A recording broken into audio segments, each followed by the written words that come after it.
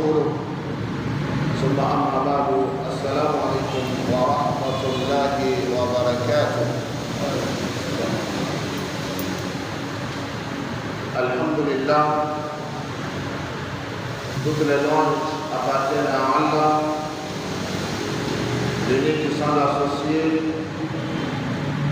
Paix et salut sur le sceau du prophète Muhammad sallallahu alayhi wa sallam, ainsi qu'à sa famille et tous ceux qui se vertuent de se conformer à sa tradition jusqu'au jour dernier, le jour où rien ne profite et rien ne triomphe que la piété d'Allah subhanahu wa ta'ala.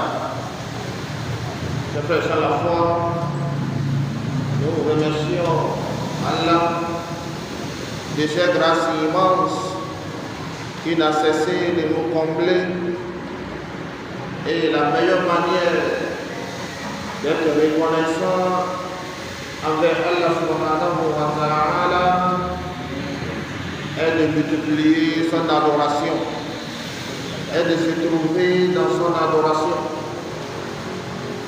Et nous remercions une fois encore Dieu qui, par sa grâce, nous sommes trouvés dans un mois béni, le mois de Ramadan, le mois de miséricorde, le mois d'affranchissement, le mois d'adoration, le mois dans lequel tout le monde se cherche dans l'adoration afin de pouvoir non seulement purifier son âme, mais aussi parfaire sa pratique religieuse, afin qu'il ait une récompense énorme auprès d'Allah subhanahu wa ta'ala.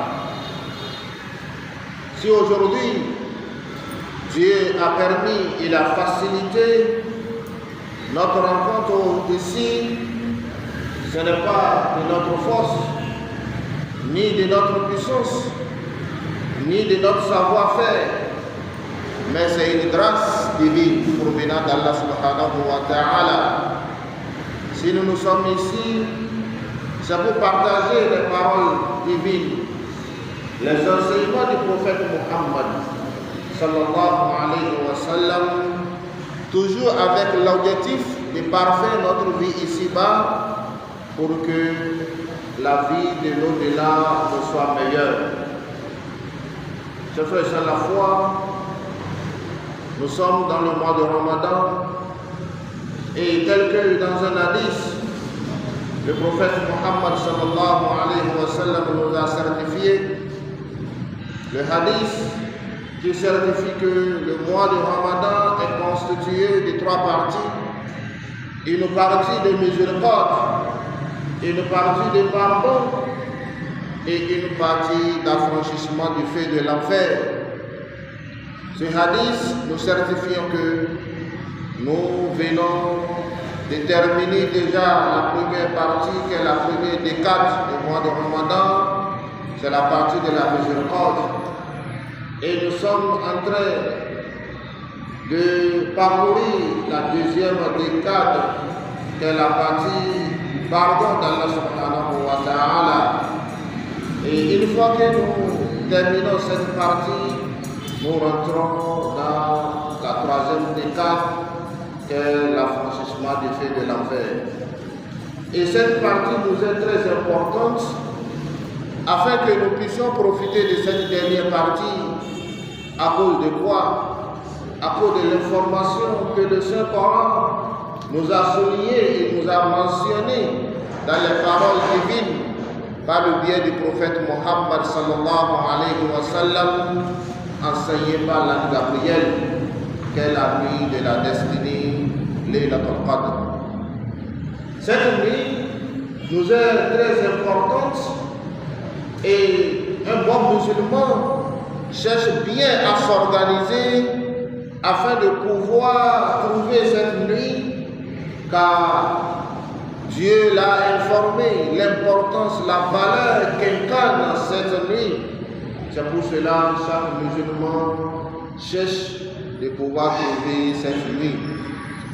C'est dans cet ordre d'idée, l'association AKH a dit il ne va pas croiser les bras, il faut qu'il essaie de pouvoir rappeler les gens, car le rappel fait profiter des bons croyants, tel que le Saint-Coran l'a certifié au prophète Muhammad sallallahu alayhi wa sallam.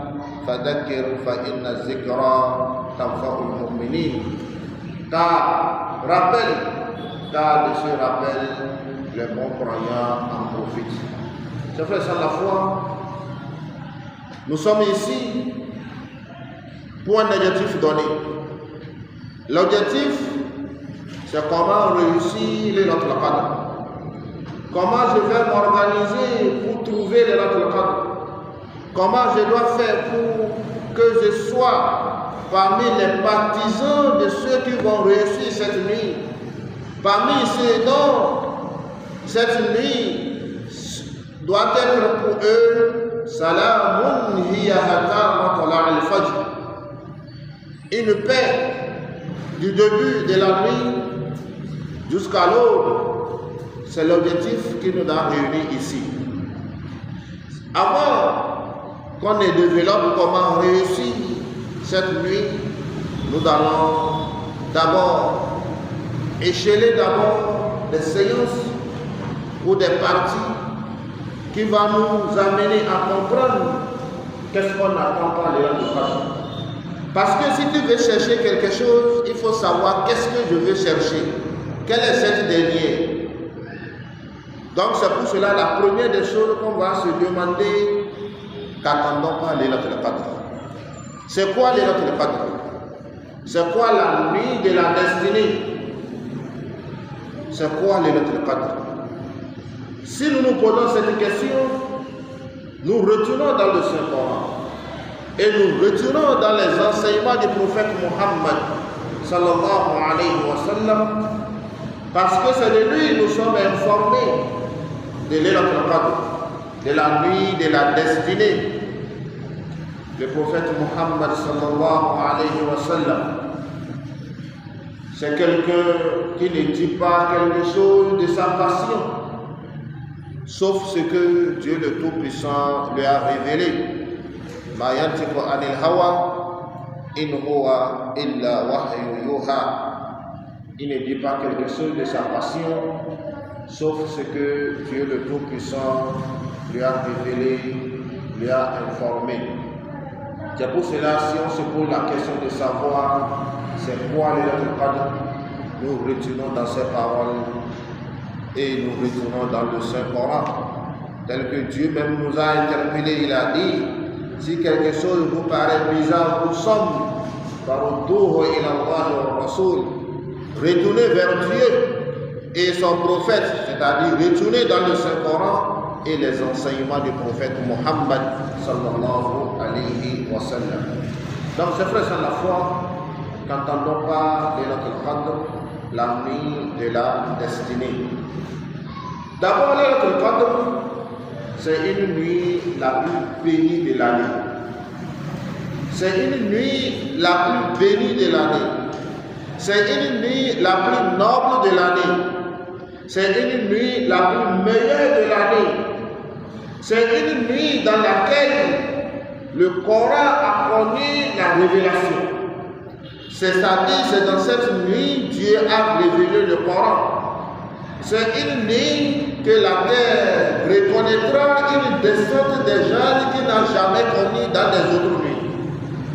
C'est une nuit de pardon, c'est une nuit de miséricorde, c'est une nuit d'adoration qui vaut 1000 mois de récompense d'adoration ferme auprès d'Allah subhanahu wa ta'ala.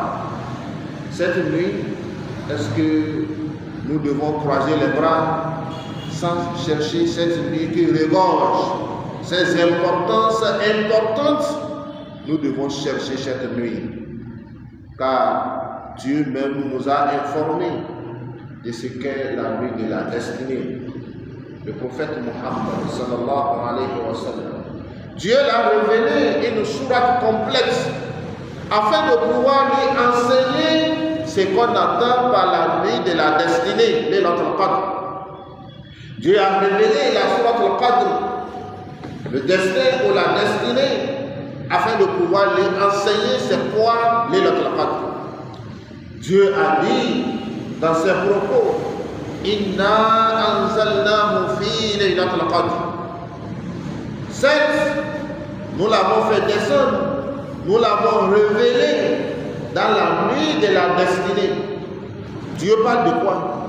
Dieu parle de la descente du Coran. C'est ça, nous avons dit que c'est une nuit qui a connu la descente du Coran. C'est une nuit dans laquelle le Coran a été révélé. Et Dieu nous a certifié cela non seulement dans le début de cette sourate où Dieu a dit Inna anzalnahu fi Laylatul Qadr. Dans d'autres versets, il nous a certifié. Surtout même dans le mois de Ramadan, dans sa globalité, Dieu le Tout-Puissant dit Shahru Ramadan alladhi unzila fihi al-Qur'an. Il a dit certes, c'est dans le mois de Ramadan que le Coran a été révélé. Et dans un autre verset, il a dit Inna anzalnahu fi laylatin mubarakah. Certes, nous l'avons révélé dans une nuit sublime, c'est-à-dire le Saint-Coran. Et il revient maintenant dans la sourate Al-Qadr pour certifier c'est quelle nuit, la nuit sublime. De la généralité, il a dit, il a révélé dans le mois de Ramadan, et pour spécifier dans une nuit sublime, et pour nous doiter cette nuit, maintenant il a dit la nuit de la destinée. Allah Akbar. La nuit de la destinée. C'est ça, il a dit Inna anzalnahu fi laylatin al-mubarakah. Certes, nous l'avons révélé dans la nuit de la destinée. Qu'attendons pas la nuit de la destinée? C'est là que nous allons comprendre parfaitement l'explication parfaite de la nuit de la destinée provenant d'Allah subhanahu wa ta'ala par le biais de l'ange Gabriel au prophète Muhammad sallallahu alayhi wa sallam. Là, Dieu le Tout-Puissant dit au prophète Muhammad sallallahu alayhi wa sallam wa ma adraka ma laylatul qadr. Et qui te dira ce qu'est la nuit de la destinée? Qui t'enseignera ce qu'est la nuit de la destinée? Qui t'informera ce qu'est la nuit de la destinée? Et qui peut l'informer? Personne. Personne ne peut l'informer. Si ce n'est que Allah, le créateur des cieux et la terre. C'est-à-dire, c'est une interrogation qui amène à qui on adresse cette interrogation de retourner vers qui va lui donner la réponse.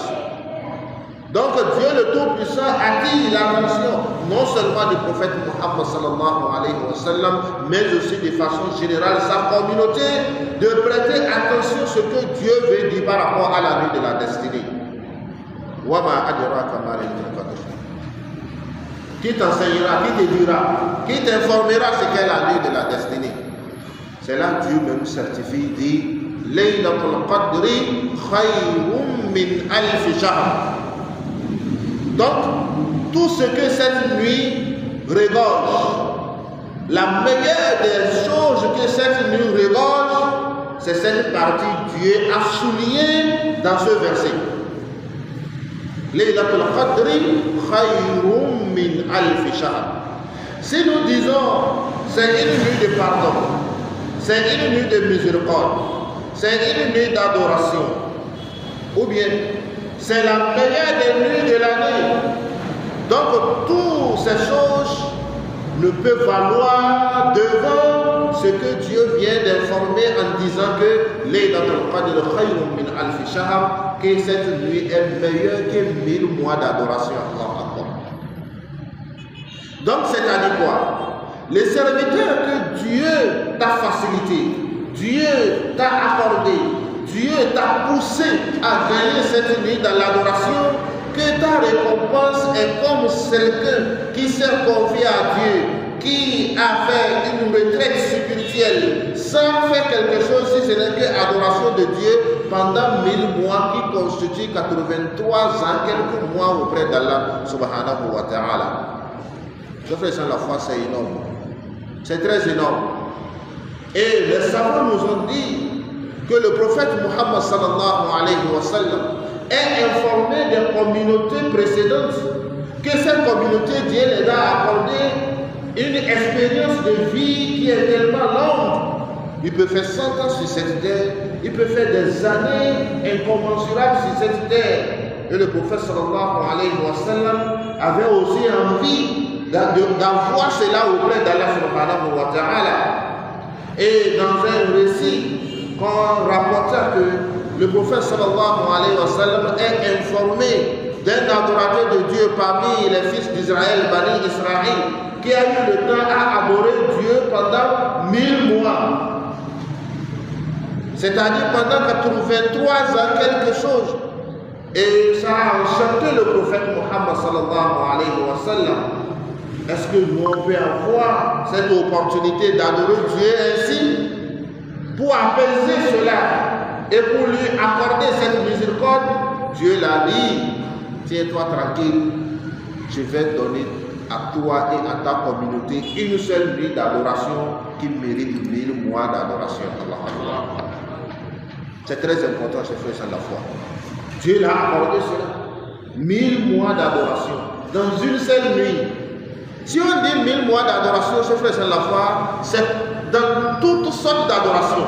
Si dans cette nuit, tu as pris place, tu as dit Subhanallah, c'est comme si tu as dit Subhanallah pendant 1000 mois. Si tu as dit La ilaha illallah, c'est comme si tu as dit La ilaha illallah pendant 1000 mois.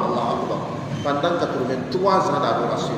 Si cette nuit tu as fait une aumône de 5 francs, c'est comme si tu as fait 5 francs pendant 1000 mois.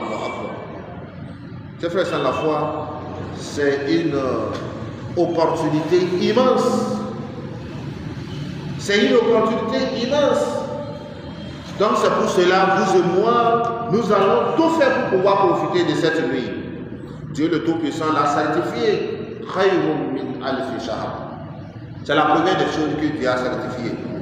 Que cette nuit, c'est une nuit qui est meilleure que 1000 mois d'adoration. Dieu même a dit meilleur. Ce n'est pas 1000 mois d'adoration exact. Non. Meilleur, ça veut dire ça dépasse. Et les savants disent pourquoi Dieu a dit meilleur. Parce que dans l'adoration de vous et moi, de quelqu'un à autre, on ne peut pas avoir même degré de concentration et de récompense auprès de Dieu. Mais 1000 mois peut être meilleur que 1000 mois de quelqu'un. Quelqu'un 1000 mois peut être meilleur que moi. C'est comme ça que nous avons 1000 mois meilleurs, différents auprès d'Allah subhanahu wa ta'ala. Et ces 1000 mois meilleurs dépendent de notre adoration, de notre concentration et surtout de notre sincérité dans l'adoration d'Allah subhanahu wa ta'ala. Et il continua, il dit Tanazzalul malaikatu wa-ruhu fiha. Dieu le Tout-Puissant dit que cette nuit Tanazzalul malaika, que Dieu le Tout-Puissant fait descendre des anges, wa-ruhu fiha, y compris l'ange Gabriel. Les savants disent pourquoi Dieu a dit Tanazzalul malaika. Et il dit encore wa-ruhu fiha. Est-ce que l'ange Gabriel lui ne fait pas partie des malaïkas? Il fait partie des malaïkas. Parce que cet ange n'a pas la permission d'arriver sur cette terre si ce n'est que dans des circonstances données. Si ce n'est que dans des circonstances données, que l'ange Gabriel avait une perpétuelle visite sur cette terre dans la période de révélation du Coran au prophète Muhammad sallallahu alayhi wa sallam durant les 23 ans. Donc à chaque fois l'ange Gabriel peut venir sur cette terre. Et il a aussi une opportunité de venir dans des circonstances données, comme le jour de Arafat et autres.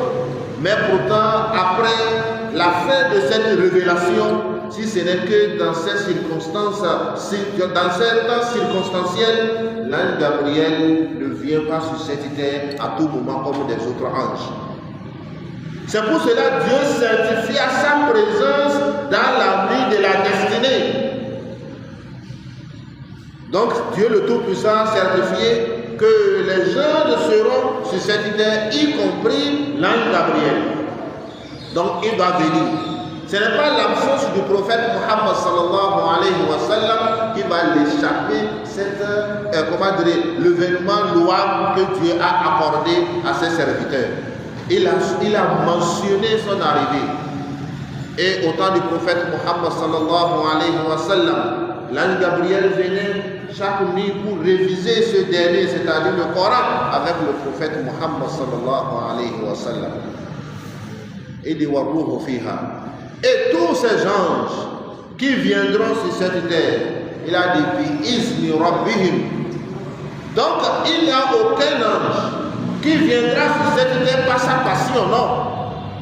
Il n'y a aucun ange qui reconnaîtra cette terre par sa volonté, non. Et tous ils viendront sur cette terre par la permission divine, par la volonté d'Allah subhanahu wa ta'ala. Et quand ils viendront sur cette terre, ils amèneront tout ordre tranché auprès d'Allah subhanahu wa ta'ala. C'est ça Dieu a certifié dans l'autre sourate qu'on avait lu. Il a dit Inna anzalnahu fi laylatin mubaraka inna kunna munzilin. Et il dit Fiha yufraqu kullu amrin hakim. Dieu le Tout-Puissant dit que c'est dans cette nuit sublime qu'on l'a fait descendre. Et il dit Fiha yufraqu kullu amrin hakim. Que c'est dans cette nuit que tout ordre charge est tranché. Tout ordre charge est tranché dans cette nuit, la nuit de la destinée. C'est ça Dieu le Tout-Puissant certifie une fois encore bi izni rabbihim min kulli amr. Donc ils viendront sur cette terre par tout ordre que Dieu le Tout-Puissant a certifié, a décidé d'une année entière.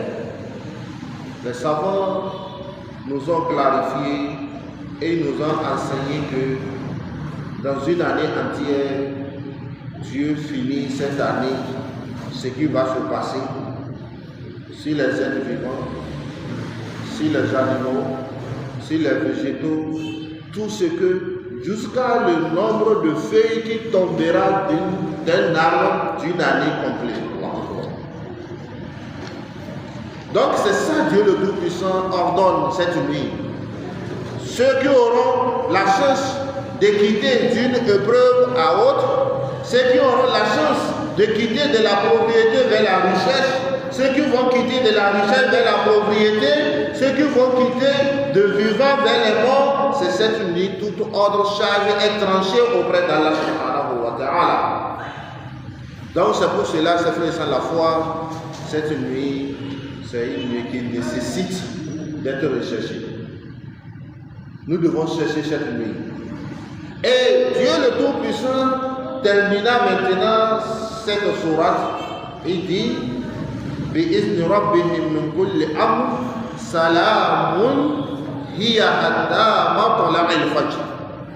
Il dit que cette nuit est une paix pour ses serviteurs jusqu'à ce que l'aube apparaît. Donc, ça serait une paix pour les serviteurs qui se sont trouvés dans son adoration. Ils ne vont pas quitter cette paix jusqu'à ce que cette nuit connaîtra sa fin. C'est frères sans la foi. Nous retenons d'abord au début de cette sourate, où Dieu le Tout-Puissant dit Inna anzalnahu fi laylatil mubaraka Inna anzalnahu fi laylatil qadr. Donc si Dieu a dit qu'il a révélé le Coran dans la nuit de la destinée, or nous sommes informés dans l'enseignement de nos savants, de nos imams, que le Coran est révélé pendant 23 ans, ou bien. Et pourquoi Dieu dit qu'il a révélé dans une nuit? Donc c'est ce que nous devons comprendre. Le Coran, dans son entièreté, dans sa globalité, de tout ce que Dieu a mis, de Surat al-Fatiha jusqu'à Blabin Nas, Dieu l'a préservé, il a fini avec ça et s'est déposé dans l'Ordre Mahfouz. C'est-à-dire au niveau de la tablette réservée. C'est là Dieu a déjà fini avec le Coran et le Coran est là jusqu'au 7e ciel. Et Dieu l'a révélé maintenant.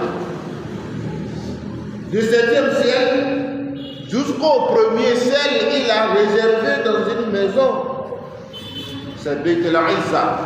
C'est là qu'il a révélé la nuit de la destinée de l'Awh al-Mahfouz jusqu'à Beit al-Izza, au premier ciel que nous voyons.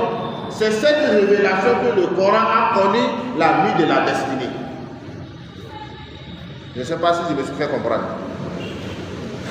Si on parle de la descente du Coran dans la nuit de la destinée, la descente du Coran dans la nuit de la destinée est sa descente en son entièreté de Surat al-Fatiha jusqu'à Surat al-Nas, depuis l'Awh al-Mahfouz, le 7e siècle, jusqu'à Beit al-Izza, au premier ciel que nous voyons.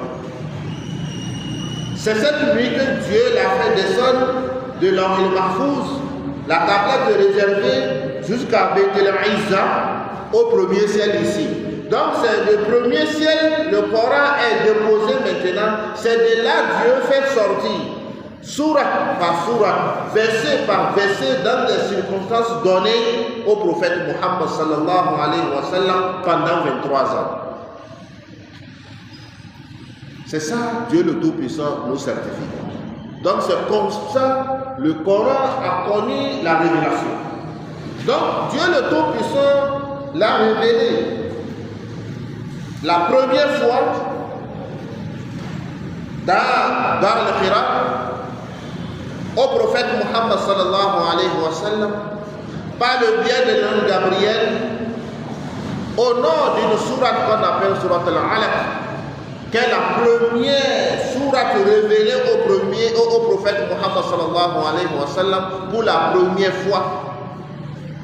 Et ce n'est pas cette sourate en son entièreté qui a été révélée. C'est les 5 premiers versets de cette sourate que Dieu a révélé au prophète Muhammad sallallahu alayhi wa sallam afin de pouvoir lui faire sortir dans l'ignorance vers la science. Parce que lui-même, il se posait des questions qu'il ne trouvait pas de réponse. Parce que le prophète sallallahu alayhi wa sallam a refusé d'adorer des idoles avec ses oncles, ses pères. Il a refusé d'adorer ses idoles. Et à chaque moment, il se priva de sa famille.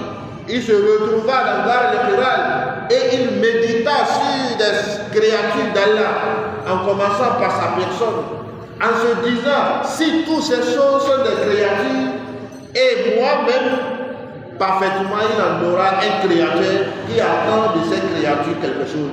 C'est-à-dire, ces créateurs-là méritent d'être adorés, que des choses que nous voyons, qui ne sont que des choses fabriquées par nos propres mains, qu'on les confie l'adoration. C'est ce que le prophète Muhammad sallallahu alayhi wa sallam, il se posait ces questions. Donc Dieu le Tout-Puissant a voulu l'éclaircir et le faire sortir de l'ignorance vers l'enseignement en lui révélant ces 5 premiers versets de Surat al-Alaq, qui est la première sourate révélée dans le Saint-Coran. Et des Iqra. Il leur donne en même temps de lire. Et vous n'êtes pas sans le savoir que le prophète Muhammad sallallahu alayhi wa sallam, il est ummi. En arabe, si on dit ummi, c'est-à-dire quelqu'un qui est illettré. Il ne sait ni écrire ni lire. C'est comme ça le prophète est. Même si on écrit quelque chose, on le montre comme ça, il ne peut pas lire. Il ne peut même pas aussi écrire. Et l'ange Gabriel vient pour la première fois, il dit Iqra, lis. La seule chose que le prophète a dit, je ne suis pas un lecteur, je ne sais pas lire. C'est là que l'ange Gabriel a dit Iqra, lis. Bismi rabbika alladhi khalaqa. Parce qu'il se posait la question de savoir qu'il en aura un créateur qui m'a créé. Donc on l'invite de lire par le nom de ce créateur. Dieu l'a dit, lis par le nom de celui qui t'a créé. Bismi rabbika alladhi khalaqa, de celui qui a créé. Donc celui qui a créé et toi et ces créatures que tu observes, tu dis qu'il en aura un créateur pour ces créatures. Donc lis pas le nom de ce créateur.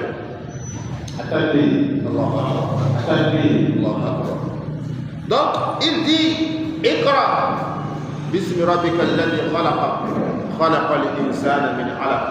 Il retourne maintenant vers lui. Il dit, Dieu qui a créé l'être humain par une adhérence, par le biais des caillots de sang, par le biais d'une eau cyclée, par le biais d'une eau détestée. C'est par ce biais que Dieu a créé l'être humain. Iqra wa rabbuka al-akram. Lis par le nom de ton Seigneur le plus haut. À part lui, il n'y a pas autre. Allazi 'allama bil qalam. Celui qui a enseigné par la plume. Ce verset est tellement large. Nous n'allons pas prendre le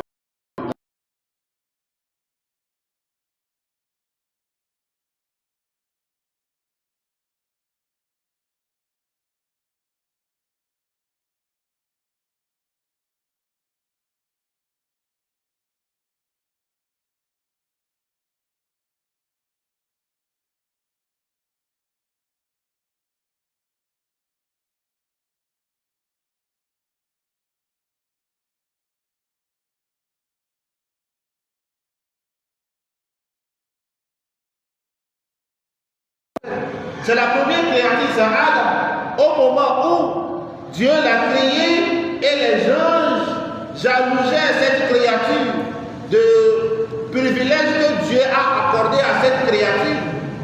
Parce que Dieu le Tout-Puissant dit Inni ja'ilun fil ardi khalifa.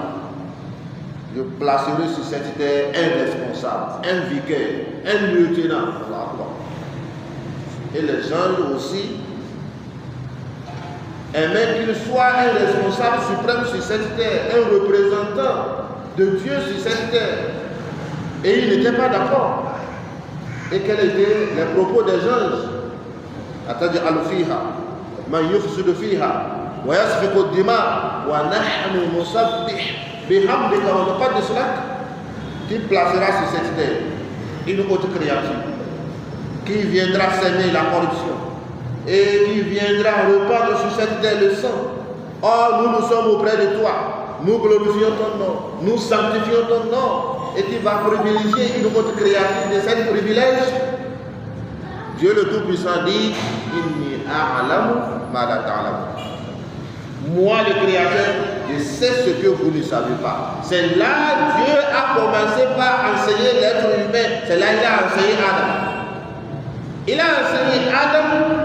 Les savants disent tout ce que le fils d'Adam utilise sur cette terre, c'est le nom de ces choses que Dieu a enseigné à Adam.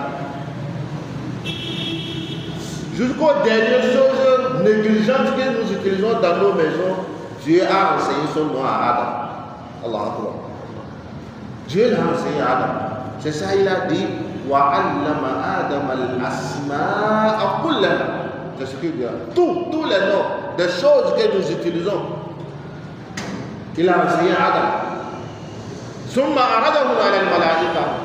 Et il exposait cela maintenant devant les anges. Et il dit aux gens Ambi'uni bi asma'i haula. Enseignez-moi le nom de ces choses. Est-ce qu'ils pourront enseigner? Est-ce qu'ils connaissaient même ces choses? Ils ne connaissaient pas. Donc, il dit Ambi'uni bi asma'i haula. Et quant aux sadiqin, si véritablement vous êtes véridiques dans ce que vous êtes en train de dire, ils ne pourront pas. Ils ne pourront pas. Et c'est là maintenant, Dieu ordonna à Adam de les enseigner le nom de ces choses. Et Adam enseigna maintenant le nom de ces choses aux anges. Il finit maintenant, Dieu le Tout-Puissant les ordonne de se prosterner devant cette créature.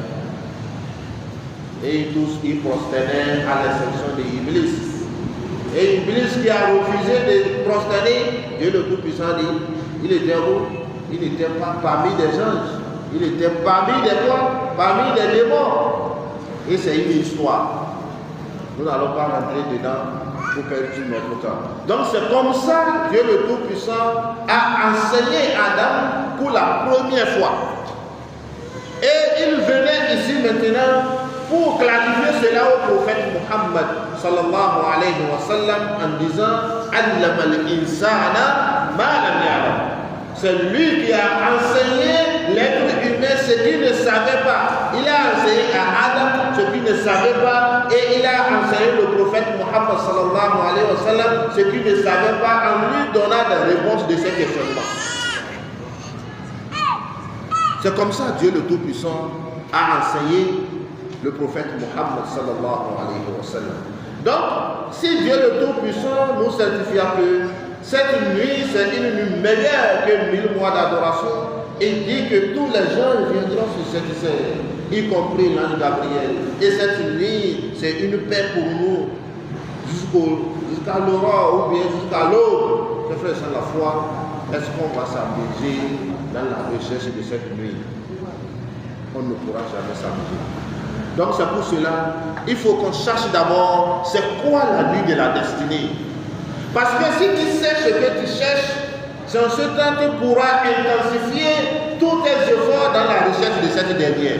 Mais si tu ne sais pas ce que tu cherches, tu vas vouloir perdre le temps. Peut-être c'est à la fin tu dois savoir que j'ai perdu tout mon temps pour rien. C'était quelque chose de noble que je devrais doubler l'effort pour pouvoir l'avoir. C'est ça Dieu nous a montré dans cette sourate en nous montrant c'est quoi la nuit de la destinée. Donc c'est comme ça, je ferai ça la foi. Donc cette question, la sourate là nous a donné la réponse de ce qu'est la nuit de la destinée. Donc vous et moi, aujourd'hui, nous connaissons déjà ce qu'on entend parler là. Et Dieu le Tout-Puissant, par le biais du prophète Muhammad sallallahu alayhi wa sallam, nous a enseigné c'est quoi la nuit de la destinée. Et maintenant, une fois que nous connaissons la nuit de la destinée, nous allons nous poser la question de savoir quand chercher maintenant les lettres. Quand il faut chercher cette nuit, parce que cette sourate ne nous a pas mentionné, il nous a parlé de la nuit.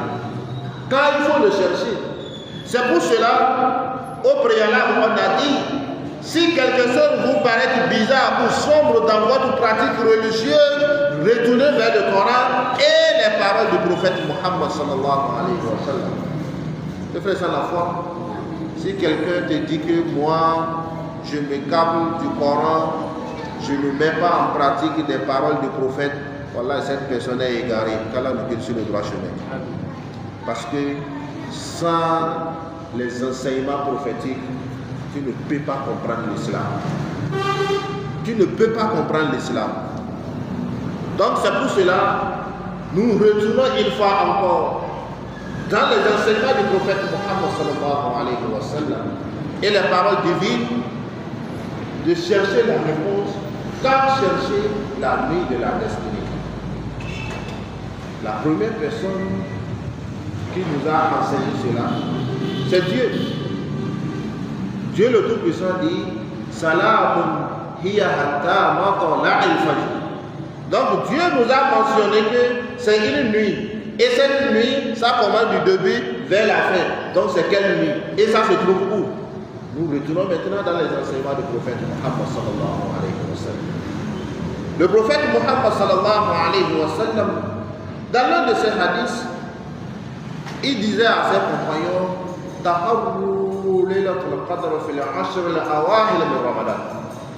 c'est-à-dire chercher la nuit de la destinée dans les 10 dernières nuits du mois de Ramadan. Est-ce que le prophète sallallahu alayhi wa sallam a dit chercher cette nuit dans les 10 dernières nuits du mois de Ramadan? Si nous rentrons dans la recherche de cette nuit, lui, le prophète, lui, il a commencé par lui chercher dans les premiers des cas du mois de Ramadan. Au préalable, il a cherché dans les 10 premières nuits, il n'a pas trouvé. Dans les 10 dernières nuits, il n'a pas trouvé.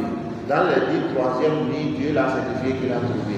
Donc, si ce n'est que par le biais du prophète Muhammad sallallahu alayhi wa sallam que nous sommes informés que c'est dans les 10 dernières nuits, vous et moi, nous devons chercher cette nuit du début du mois de Ramadan jusqu'à la fin du mois de Ramadan. Jusqu'à ce que le prophète Muhammad sallallahu alayhi wa sallam, il a fait une retraite spirituelle de 20 jours En cherchant quoi? En cherchant la nuit de la destinée. 20 jours. Et au moment où il a compris que Dieu le Tout-Puissant l'a informé que cette nuit se trouve dans les 10 dernières nuits, c'est pour cela le prophète sallallahu alayhi wa sallam fait ses rituels spirituels dans les 10 dernières nuits, qui est une recommandation pour nous, pour ceux qui veulent, ce n'est pas une obligation. Alors nous devons sur le droit chemin. Donc, c'est fait la foi, c'est dans ce premier hadith, nous voyons où chercher la nuit de la destinée dans les 10 dernières nuits. C'est dans le premier hadith. Comme Dieu nous a créés faibles, et le prophète Muhammad sallallahu alayhi wa sallam connaît la faiblesse de sa communauté, qu'il a déjà informé par qui? Par Moïse, au moment où il est allé dans son voyage nocturne, Isra wal Mi'raj, pour la conception de cette prière quotidienne. Au moment où cette prière a été réussie, ce n'était pas 5. C'était 50 prières. Et le prophète sallallahu alayhi wa sallam était tellement content de cette prière que Dieu a accordée à sa communauté, qu'aucune des communautés n'a connu cela. Il était tellement joyeux. Mais pourtant, Moïse lui dit, mais c'est qu'on t'a donné là, c'est une autre tâche. Retourne vers ton Seigneur. Ta communauté ne pourra pas supporter cela. Il a retourné de 50, cette dernière diminuée jusqu'à 5. Et il a dit, même avec les 5 là, c'est Dieu qui va les assister. Chers frères et sœurs, la foi, posons-nous véritablement la question. Les 5 prières là, c'est difficile pour d'autres personnes. C'est très difficile. Mais pourtant, si vous et moi, nous voyons prier, wallah, ce n'est pas notre force, ni notre puissance, ni notre croyance, ni notre foi. Wallah, c'est la permission d'Allah subhanahu wa ta'ala. C'est Dieu qui a rendu cela facile pour nous. Et Dieu l'a certifié. Il a dit wasta'inu bis-sabri was-salah wa innaha lakabiratun illa 'ala al-khashi'in. Dieu le Tout-Puissant dit, ce verset, c'est un verset qui nécessite un sujet de méditation. Wasta'inu bis-sabri was-salah. Que cherchez tout ce que vous voulez, ou cherchez le bien, cherchez protection, cherchez tout ce que vous voulez auprès de Dieu par le biais de la patience et la prière. C'est quoi la patience? Les savants disent la patience, d'autres savants disent c'est le mois de Ramadan, c'est le jeûne. Donc si tu as un besoin et tu veux que Dieu soit avec toi pour te résoudre cela, cherche Dieu par le biais du jeûne, Dieu va te répondre. Cherche cela par le biais du jeûne, Dieu va te répondre. Cherche cela par le biais de la prière, Dieu va te répondre. Et à la fin, Dieu le Tout-Puissant dit wa innaha lakabiratun illa 'ala al-khashi'in, car cette dernière, la prière là, c'est quelque chose qui est tellement lourd. Mais pourtant, Dieu rend cela facile à ses serviteurs qui le craignent. Donc, nous voyons la lourdeur de la prière. Donc, c'est comme ça, Dieu le Tout-Puissant, par le biais de Moïse, il a voulu diminuer cette lourde tâche à la communauté du prophète Muhammad sallallahu alayhi wa sallam. Parce que Dieu même qui nous a créés, il a certifié cela dans le Saint-Coran. Dieu le Tout-Puissant dit que cette, nous avons créé l'être humain faible. Donc, notre faiblesse ne provient pas de nous. Ça, notre faiblesse provient du plus fort des forts, c'est-à-dire Allah, créateur des cieux et de la terre. Donc, c'est comme ça, c'est fait, c'est la foi. Dieu le Tout-Puissant, par le biais du prophète Muhammad sallallahu alayhi wa sallam, nous a enseigné où chercher cette nuit. Le prophète nous a dit dans les 10 dernières nuits. Et je disais tantôt, comme le prophète sallallahu alayhi wa sallam connaît bien la faiblesse de sa communauté, il a encore cherché auprès de son Seigneur de lui dire c'est quelle nuit, afin que nous puissions dormir si on sait que c'est demain que le monde va remplir la mosquée. Mais Dieu le Tout-Puissant l'a dit, il faut chercher cette nuit, mais il faut les chercher dans les nuits impaires des 10 dernières nuits du mois de Ramadan. Allah Akbar. Donc, nous allons chercher cette nuit dans les nuits impaires. En ce temps, nous ayons une certitude que les nuits impaires que j'ai pu, par la grâce d'Allah subhanahu wa ta'ala, veiller tout en cherchant cette nuit, j'ai la certitude que j'ai trouvé cette nuit dans cette nuit impaire. C'est-à-dire le 21, le 23, le 25, le 27 et le 29. Donc, c'est frère, c'est la foi. Même si tu es faible comment, même si tu es paresseux comment, si tu vas dormir, il ne faut pas dormir dans les 5 jours impairs. Il faut les chercher. Il faut chercher cette nuit, tout en cherchant les bénédictions et les mérites qui incarnent cette nuit.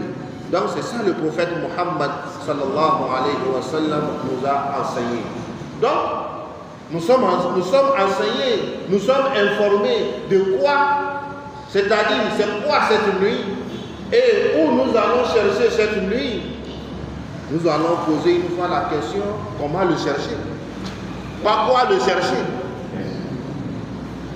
Par quoi le chercher?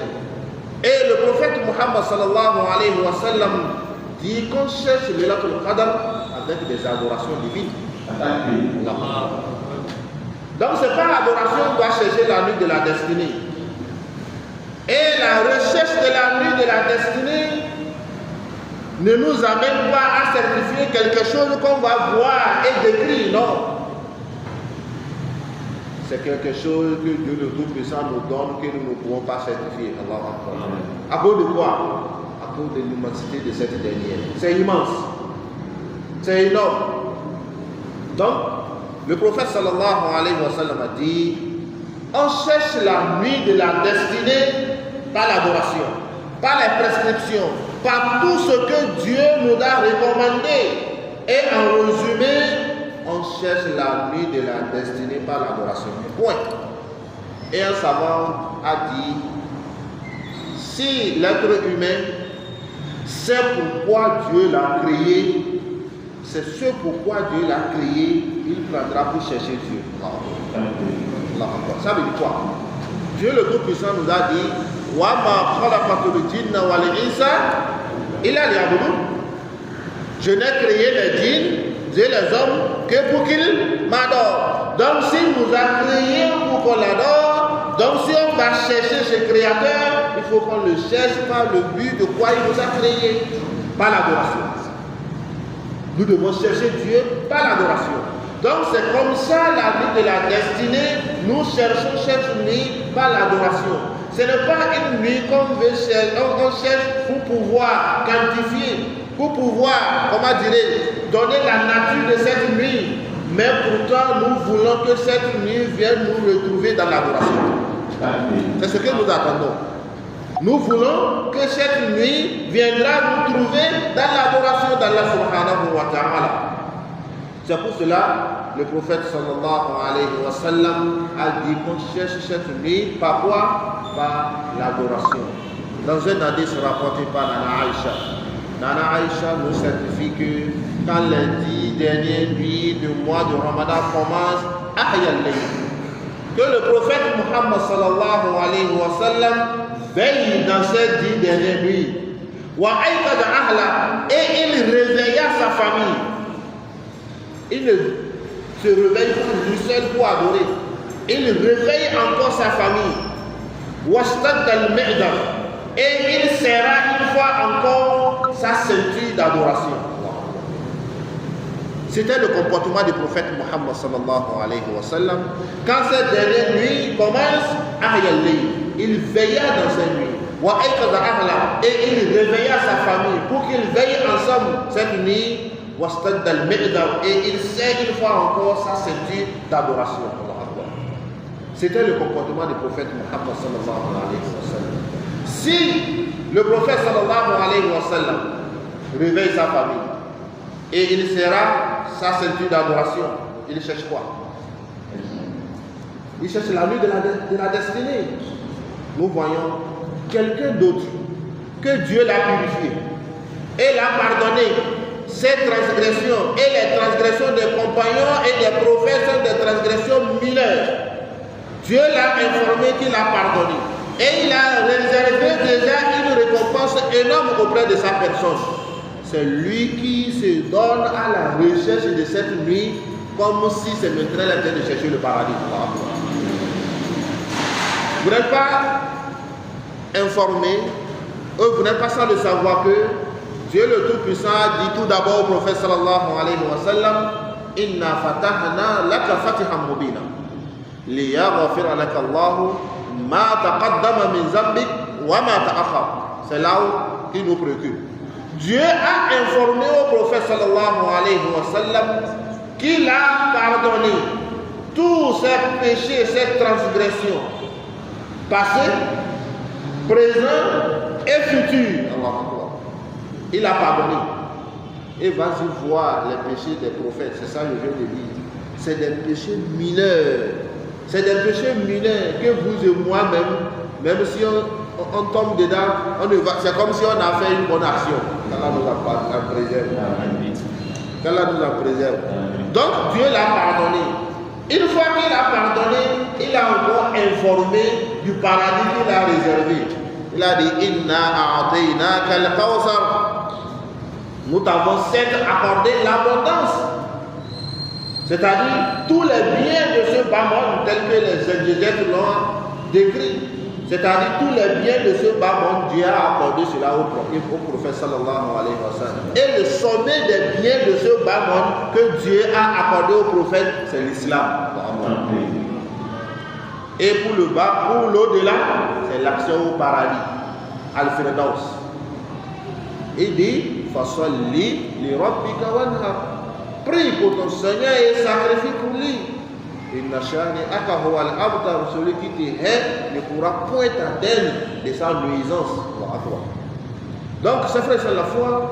Le prophète sallallahu alayhi wa sallam, dont Dieu le Tout-Puissant lui a accordé tous ses privilèges.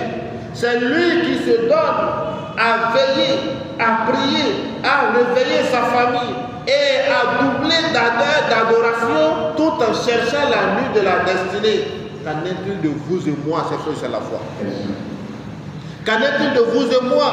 Et Nana Aïcha certifie à témoigner que le prophète sallallahu alayhi wa sallam, hors même du mois de Ramadan, il se met debout pour prier, prière nocturne, jusqu'à ce que ses pieds s'enflent. Un jour, Nana Aïcha certifié qu'elle était couchée, les pieds du prophète sont enflés au cours de sa prière nocturne.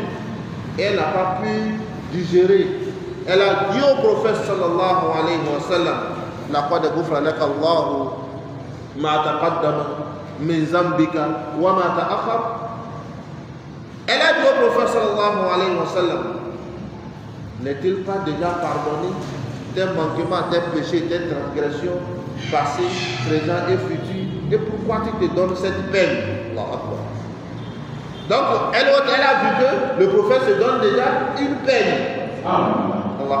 Vous savez ce que le prophète a dit? Il a dit: ne veux-tu pas que je sois un serviteur reconnaissant? Abdan Shakura. Ne veux-tu pas que je sois un serviteur reconnaissant? Donc, c'est-à-dire, toute adoration pénible que le prophète lui se donne, c'est en guise de reconnaissance, ce n'est pas en guise d'obtention du paradis. Or, vous et moi, tous nos efforts, toutes nos adorations, c'est en guise d'obtention du paradis, en guise d'avoir la miséricorde de Dieu, son agrément, son pardon et à l'accès au paradis. Mais quant au prophète Muhammad sallallahu alayhi wa sallam, c'est en guise de reconnaissance auprès d'Allah subhanahu wa ta'ala. Et vous n'êtes pas sans le savoir qu'auprès de Dieu, c'est dans sa reconnaissance, lui, il te donne des bienfaits inattendus. La in shakartum, la azidannakum, wa la in kafartum, inna adabi la shadid. Dieu le Tout-Puissant dit: si vous êtes reconnaissant face à ce que je vous ai octroyé, je vous ai donné, la azidannakum, je vous augmenterai des biens inattendus provenant de moi.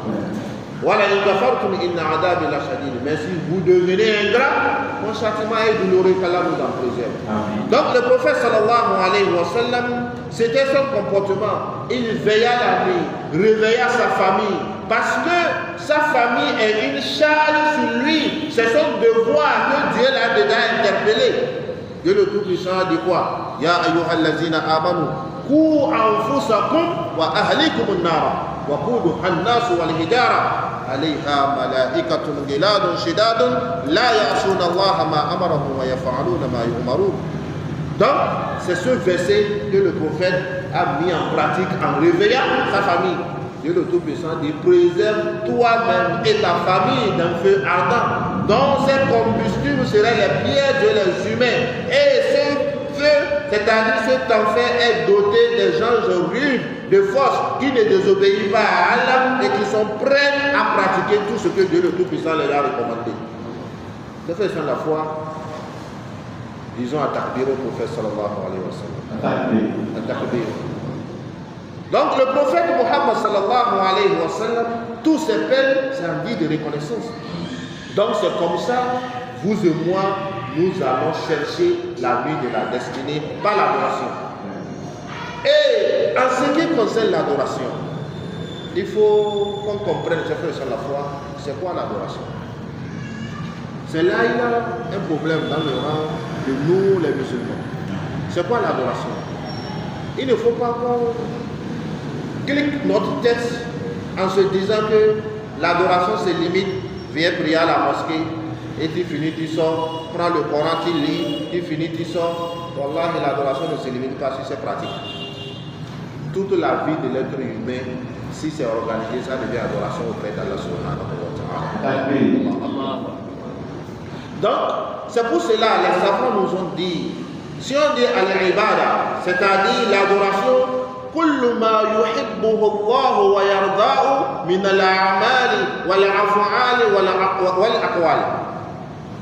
Tout ce que Dieu, si on dit ibada, l'adoration, c'est tout ce que Dieu aime, soit dans des pratiques, soit dans des paroles, ou soit dans des actions. Donc c'est ce qu'on n'appelle pas adoration. Donc si c'est tout ce que Dieu le Tout-Puissant aime, et il agrée, et qui est conforme à ce que l'islam a enseigné, si tu te trouves dans cette pratique d'adoration dans la nuit de la destinée, tu as trouvé la nuit de la destinée. Donc, parmi ces adorations, il y a des adorations phares que le prophète Muhammad sallallahu alayhi wa sallam a témoigné et a indiqué. Et vous et moi, nous sommes informés des récompenses énormes qui sont réservées à ce type d'adoration. Donc, si l'homme se trouve dans ces adorations, dans la nuit de la destinée, c'est ça qui est plus meilleur. C'est ça qui est plus meilleur. Et la première de ces adorations, c'est la prière. La prière nocturne. Vous n'êtes pas ça de savoir que le prophète Muhammad sallallahu alayhi wa sallam a dit la meilleure des œuvres auprès de Dieu, après les prières obligatoires et autres, c'est la prière dans la nuit, la prière nocturne. C'est ça qui est meilleur auprès d'Allah subhanahu wa ta'ala. Donc c'est pour cela, la première des choses que nous devons prendre pour chercher la vie de la destinée avec, c'est-à-dire l'acte ou l'adoration dans laquelle nous devons être, afin que cette nuit vienne nous retrouver là-dedans.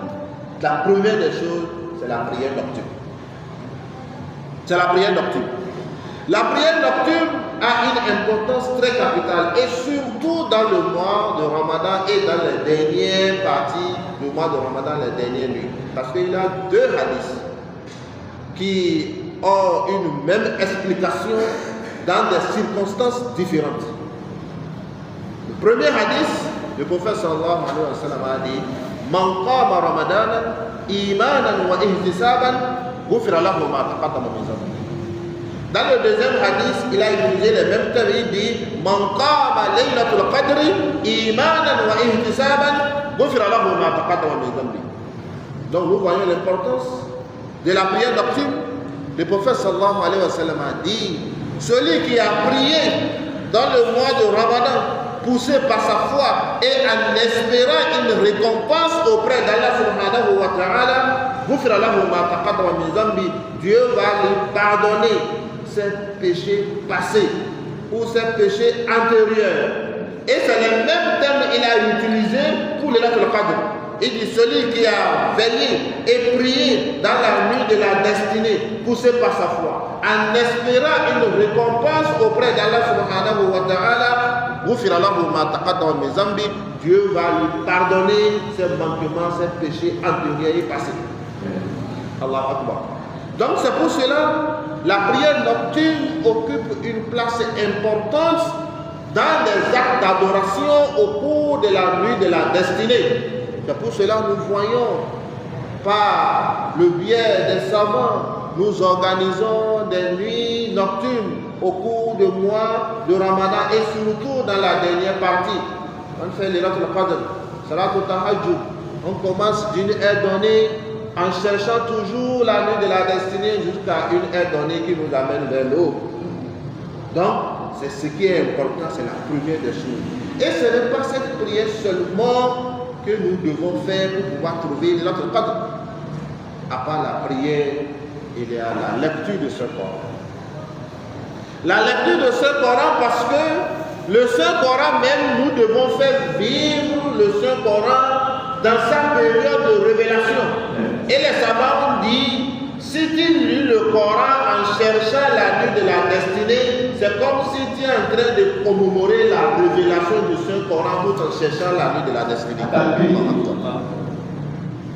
Donc c'est comme ça. Tu es en train de commémorer cette révélation parce que Dieu nous a dit cette révélation de ce Saint-Coran, c'est où?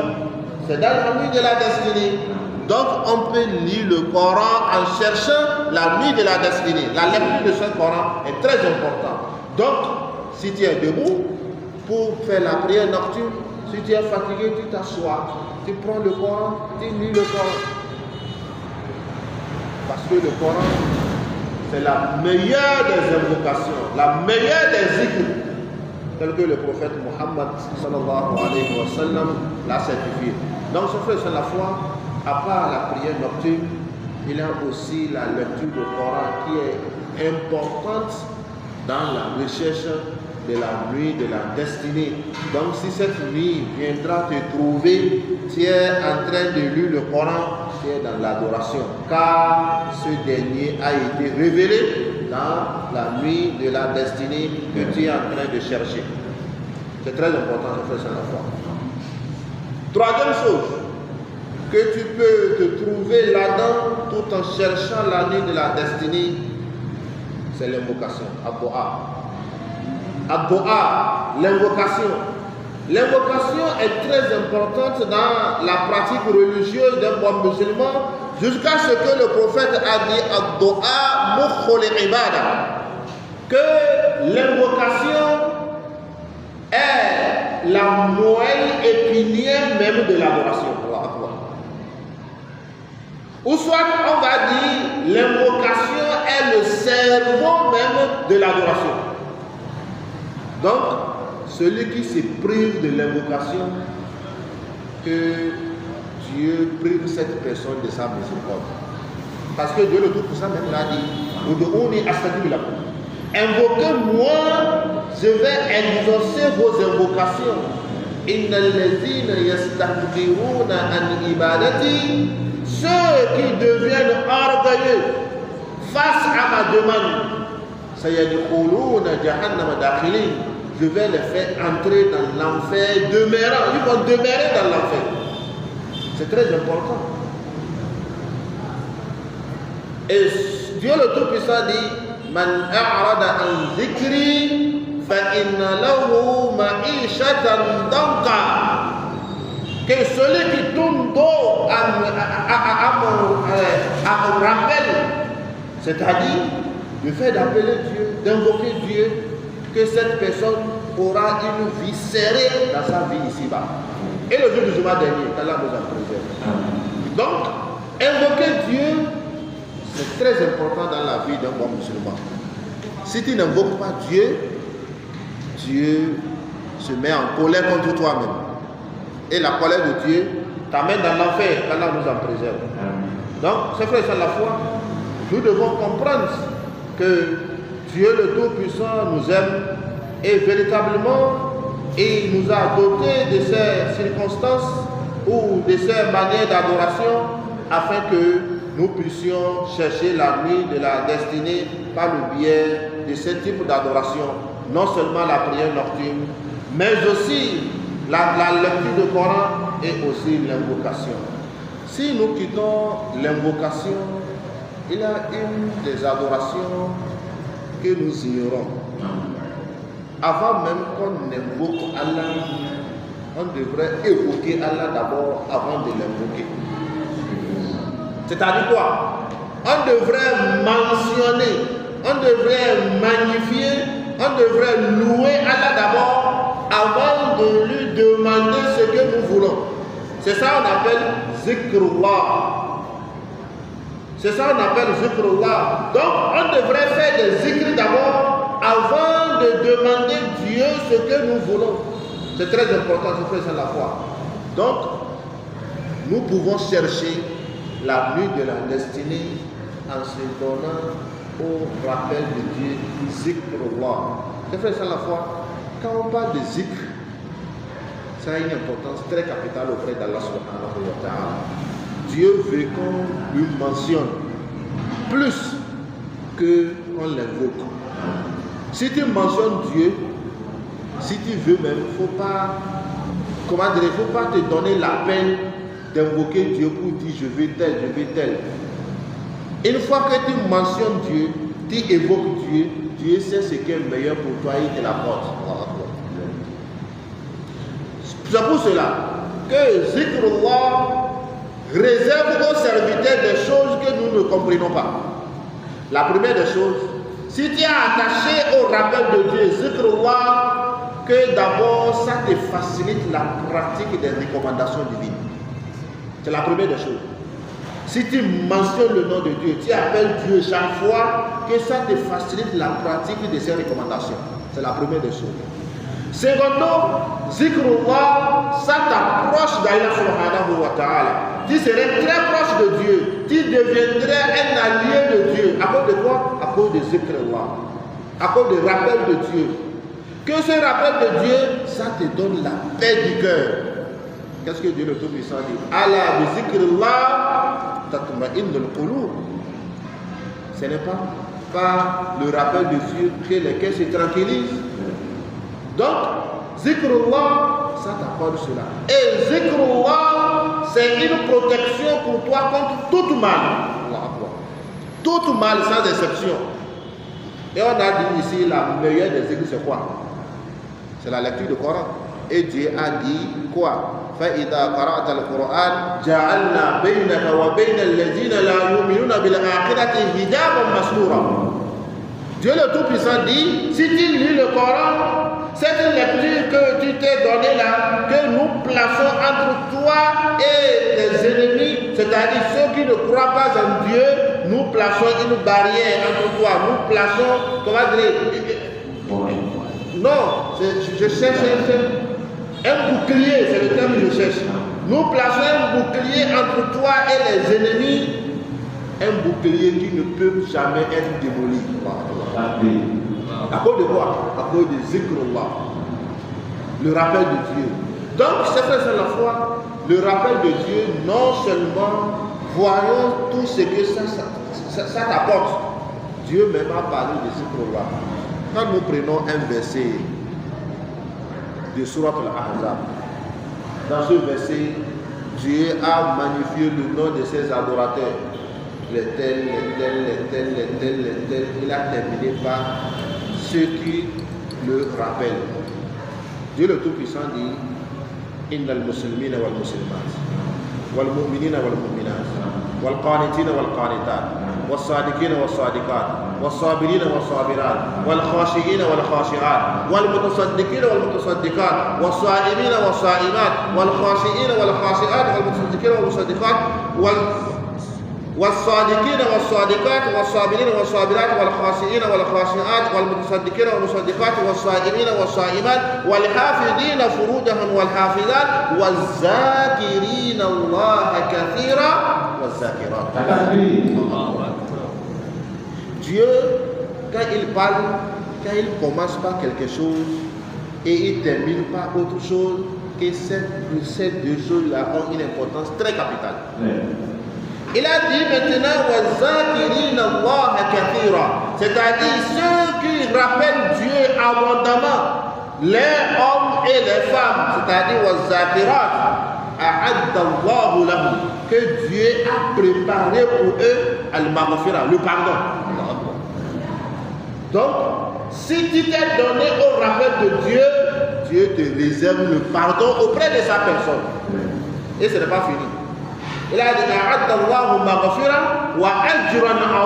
et une récompense énorme auprès de sa personne. De fait, sans la foi, le rappel de Dieu a une place très importante auprès d'Allah subhanahu wa ta'ala. Pourquoi wa ajran azima? Quand nous allons nous donner à parler de ajran azima, la récompense énorme auprès de Dieu, nous ne pouvons pas finir. Parce que nous tous, nous connaissons déjà les termes de zikri que nous utilisons. C'est frère sans la foi. Aswa et il dit Alhamdulillah. Vous connaissez sa récompense? Wallah, c'est énorme. Le prophète sallallahu alayhi wa sallam a dit Alhamdulillah tamla'ul mizan. Que dit simplement Alhamdulillah, que ça remplit la balance. Allah Akbar. Allah Akbar. Alhamdulillah tamla'ul mizan. Et il dit wa subhanallah walhamdulillah tamla'u ma bayna as-samawati wal ard. Allah Akbar.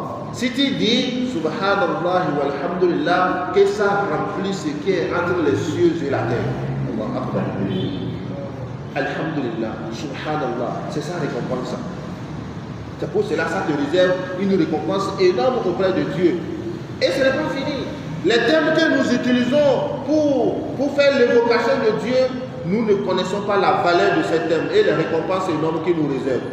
Le prophète sallallahu alayhi wa sallam a dit Kalimatan hafifatan fil lisan, saqilatan fil mizan, wa habibatan ila ar-Rahman, subhanallah wa bihamdihi, subhanallah al-azim. Le prophète sallallahu alayhi wa sallam a dit qu'il y a deux paroles qui sont tellement légères sur la langue et lourdes sur la balance et aimables auprès d'Allah subhanahu wa ta'ala. Subhanallah wa bihamdihi, subhanallah al-azim. Pour finir, avant de sortir au niveau de zikr, je vais vous annoncer une bonne nouvelle qui ne provient pas de moi, qui provient du prophète Muhammad sallallahu alayhi wa sallam. Si véritablement nous sommes des potentiels pécheurs tels que le prophète l'a dit et nous voulons que Dieu efface nos péchés, vous certifiez qu'un jour le prophète sallallahu alayhi wa sallam, il était avec ses compagnons. Il marchait comme ça avec ses compagnons.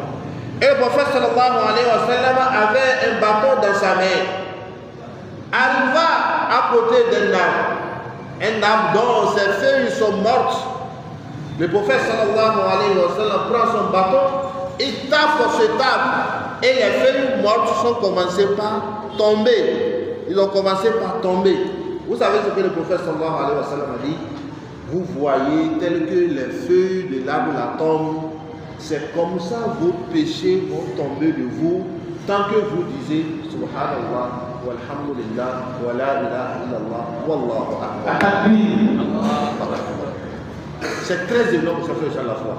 Donc, si tu dis Subhanallah, walhamdulillah, wa la ilaha illallah, wallahu akbar, que Dieu efface tes péchés tels que les feuilles mortes tombent des arbres.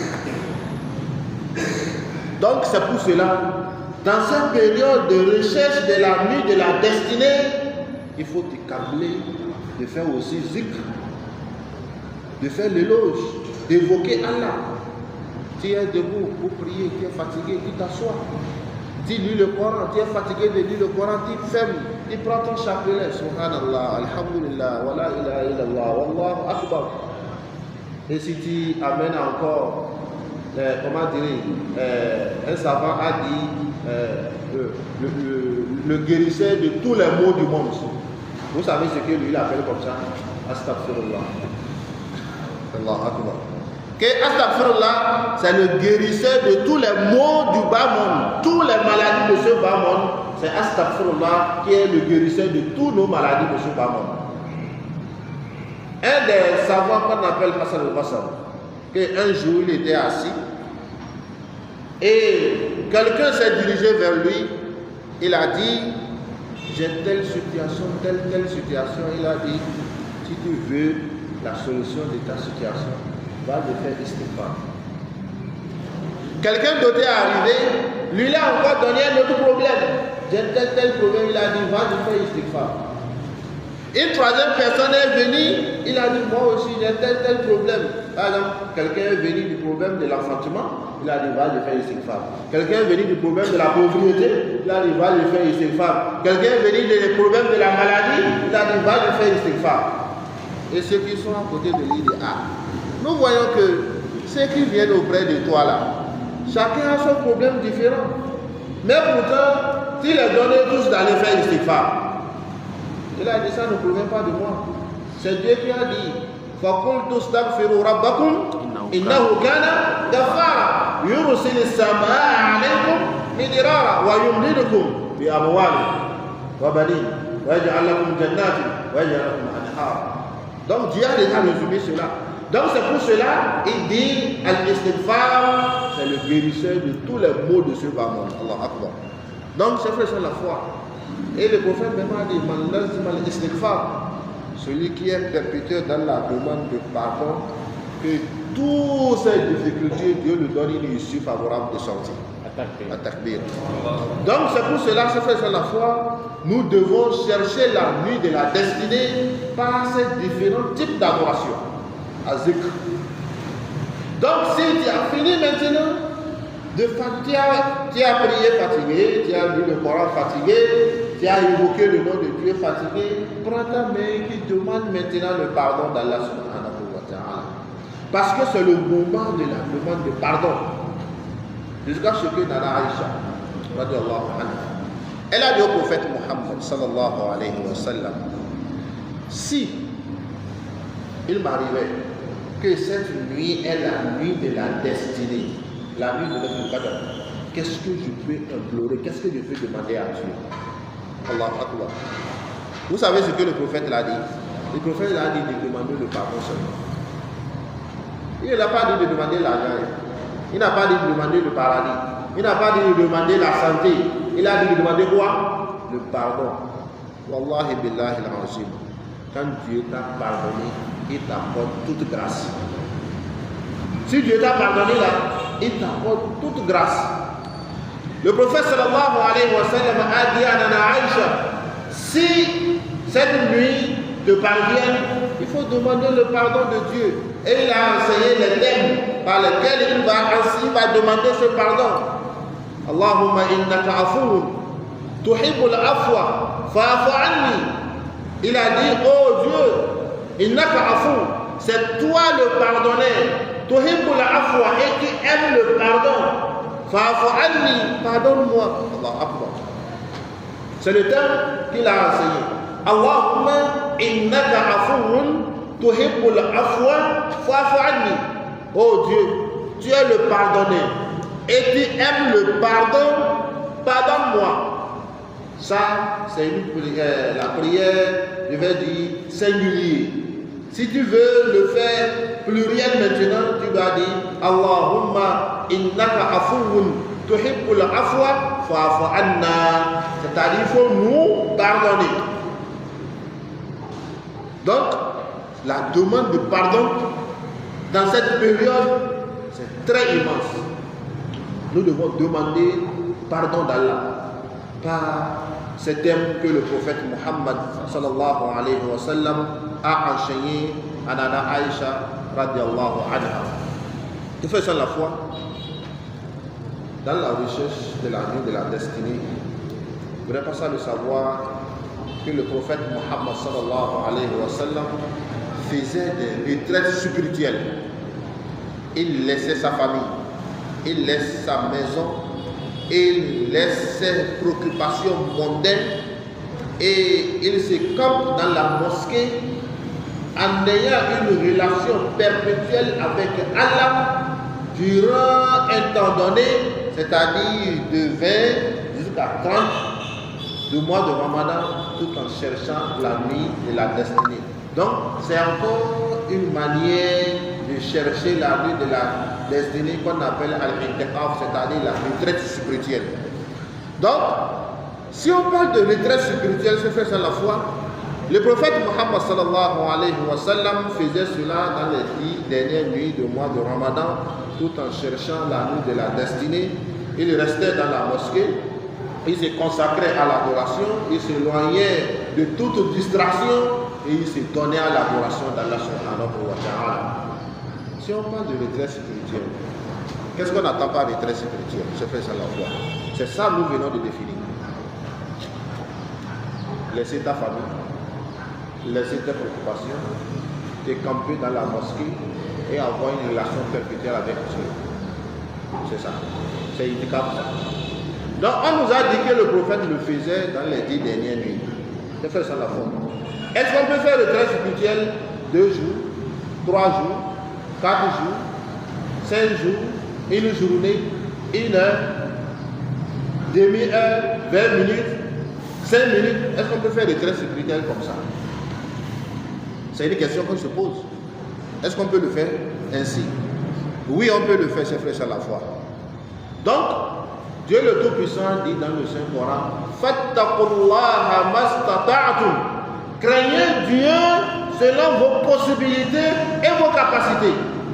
Si toi, tu sais que dans mon programme, je peux consacrer 2 jours pour me camper dans la mosquée et méditer à Dieu, me débarrasser de toute activité mondaine, tu dois le faire, mon frère. 2 jours là, tu prends l'intention de itikaf, c'est-à-dire de retraite spirituelle. Si tu as fini tes 2 jours, tu rentres, tu as la récompense auprès d'Allah, comme celui qui a fait itikaf. Parce que c'est ta possibilité, ta capacité. Dieu le Tout-Puissant dit, La yukallifullahu nafsan illa wusaha. Dieu ne charge pas ses serviteurs une fardeau qui les dépasse. Donc, si toi tu ne peux pas faire 10 jours, tu peux faire un nombre de jours donnés, il faut le faire. Wallahi, on peut faire le retraite spirituel même 2 heures de temps, même 1 heure de temps. Tu prends ton intention, je viens à la mosquée de 16 heures de Zohor jusqu'à 16 heures, je ne vais pas sortir, je prends l'intention de faire une itikaf, tu es en relation perpétuelle avec Dieu. Tu coupes tes portables, tu coupes toute relation. Tu lis le Coran, si tu es fatigué, tu fais évocation, si tu es fatigué, tu te lèves, tu fais des prières surrogatoires, tu es dans l'itikaf. Donc, c'est la foi. Il ne faut pas qu'on ait une compréhension de l'itikaf que si je n'ai pas l'intention de faire les 10 jours, je ne vais pas rentrer dans l'itikaf. Non, ce n'est pas ça. Tu fais l'itikaf selon ta possibilité, ta capacité. C'est-à-dire, tu fais une retraite spirituelle pour Dieu selon ta possibilité et ta capacité, tout en cherchant la nuit de la destinée. Donc c'est comme ça que se fait la foi. C'est pour cela qu'on l'a dit au préalable. Le prophète l'a fait 20 jours et il a fait 10 jours. Donc si toi tu n'as pas cette possibilité de faire 10 jours, donc même si c'est 5 jours, tu t'es organisé, 2 jours, tu t'es organisé, 1 heure de temps, tu t'es organisé, confie ça à Dieu. Parce que Dieu ne regarde pas la quantité de nos actes, mais pourtant il regarde la qualité de ces actes par le biais de nos intentions sincères accompagnées. C'est ça, c'est fait ça la foi. Quand on glisse le bras chemin. Donc, nous devons chercher la nuit de la destinée par ce type d'adoration, en terminant par quoi? Par la retraite spirituelle, qui est très énorme. Une fois qu'un bon musulman se planifie et trouve un temps pour consacrer à Allah subhanahu wa ta'ala, c'est très important afin de pouvoir trouver la nuit de la destinée qui est cachée dans les 10 dernières nuits du mois de Ramadan. Je fais ça la foi, il y a certaines erreurs que nous devons éviter au moment de la recherche de la nuit de la destinée, c'est-à-dire dans les 10 dernières nuits. Même si on était dans ces erreurs dans le début du mois, ou bien dans ces pareils, si je peux m'en exprimer, dans le début du mois. Mais ces moments, il faut qu'on évite ces erreurs ou ces paresses-là, afin de pouvoir profiter de la nuit de la destinée. La première des choses, c'est frère sur la foi, il ne faut pas passer toute la nuit dans des discussions inutiles. Soit dans le biais des réseaux sociaux, soit physiquement, il ne faut pas passer ta nuit dans des discussions inutiles. C'est très important parce que ces moments, c'est des moments très chers auprès d'Allah subhanahu wa ta'ala. Il faut que tu trouves une adoration que tu vas te donner. Donc, il ne faut pas rendre ta nuit une nuit de discussion inutile. Voilà. Et surtout aujourd'hui, nos téléphones portables, ça fait ça la foi. Tu peux être en éveil et ne pas être en adoration. Ce n'est pas ton éveil que Dieu attend, c'est ton adoration que Dieu attend dans tes veillées nocturnes. Si tu es en éveil, tu as ton portable toujours, tu quittes ici, tu quittes WhatsApp, tu vas dans TikTok, tu quittes TikTok, tu vas dans Facebook, tu quittes Facebook, tu vas, ça ce n'est pas adoration. Tu as laissé le téléphone, t'a occupé, au lieu de laisser que l'adoration de Dieu t'occupe. Ces erreurs, il faut qu'on évite ces frères sans la foi. Parce que Dieu le Tout-Puissant veut de nous qu'on se consacre pour lui dans ces périodes données. Ce n'est pas interdit d'utiliser le portable dans ces périodes, mais ne laisse pas que le portable t'occupe dans ces périodes que ton adoration. Il faut qu'on évite ces erreurs. De même aussi, nous avons le temps pour dormir. Il ne faut pas qu'on prenne ce temps pour dormir sans nous réveiller et veiller dans ces nuits. C'est frère sans la foi. Wallah, on a le temps pour dormir sans même se réveiller. C'est un de nos savants qui nous dit ça. Et on ne comprenait pas. Il a dit, hey, vous avez le temps pour dormir sans même se réveiller. Et personne ne va vous réveiller. On ne comprenait pas. Il a dit, si on t'enterre dans la tombe là, tu vas dormir fatigué. Il a dit, guérir sur le droit chemin. Donc c'est frère sans la foi. Donc ce n'est pas des moments de sommeil.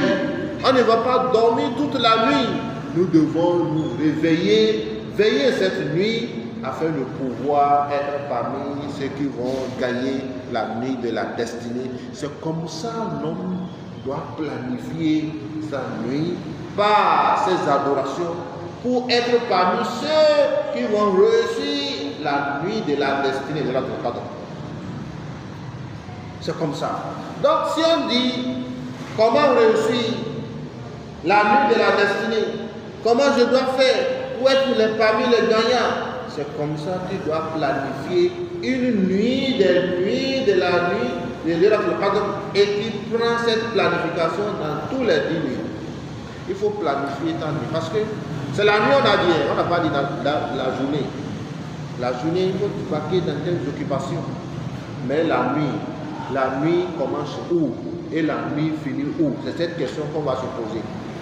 Ce n'est pas que l'Iratul Qadr commence à 3 heures et ça finit à 4 heures. Ce n'est pas que l'Iratul Qadr commence à 1 heure et ça finit à 5 heures. Non. L'Iratul Qadr commence du début de la nuit et ça finit à l'autre. C'est ce que Dieu le Tout-Puissant dit. Il a dit l'Iratul Qadr, min alf shahr. Il a dit Layl. Et à la fin maintenant, il a dit Salamun hiya hatta la'il fajr. Donc ça commence du début de la nuit et la fin est l'aube. Le début de la nuit c'est où? Dieu nous a dit ça dans le Saint-Coran. Et surtout en se basant du jeûne du mois de Ramadan. Dieu le Tout-Puissant dit dans le Saint-Coran وَكُلُوا وَاشْرَبُوا حَتَّى يَتَبَيَّنَ لَكُمْ خَيْطُ الْأَبْيَضُ مِنَ الْخَيْطِ الْأَسْوَدِ مِنَ الْفَجْرِ ثُمَّ أَتِمُّوا الصِّيَامَ إِلَى اللَّيْلِ. C'est ce que Dieu le Tout-Puissant dit. Il a dit mangez et buvez jusqu'à ce que vous distinguez le pull blanc du pull noir de la nuit et de l'aube. Donc la nuit commence quand? Le moment où on rompt déjà le jeûne, c'est la nuit qui a commencé comme ça. Donc c'est vrai, c'est la foi. Les 10 dernières nuits, chaque nuit des 10 dernières nuits commence de Maghrib et ça termine au moment où le musée dit As-salatu khayrun minan nawm. C'est là ça termine. Donc c'est dans l'intervalle là, nous allons chercher la nuit de la destinée. Donc, j'ai fini de faire la rupture, c'est frère sans la foi. Je dois aller prier la prière de Maghrib. Après la prière de Maghrib, j'ai le temps pour me reposer un peu. Après la prière de Maghrib, je reviens faire la prière de Isha. Après la prière de Isha, j'ai le temps pour faire quelques nawafil, selon ma possibilité et ma capacité. C'est ça, nous disons Tarawih, Hacham. Ou bien. Donc, je peux aussi le faire. Si j'ai fini maintenant de le faire, je peux aller me reposer. Avec l'intention, je vais me reposer pour me réveiller et continuer mon adoration. Parce que nous sommes dans la nuit de la destinée. Donc, je me repose peut-être à 22h, pour me réveiller à 0h. Je commence l'adoration. Je peux faire une prière nocturne. Je commence par la prière nocturne, je suis fatigué, je vais m'asseoir. Je prends le Coran, je lis, je suis fatigué, je découvre le Coran. Je prends mon chapelet, je commence par évoquer les noms de Dieu.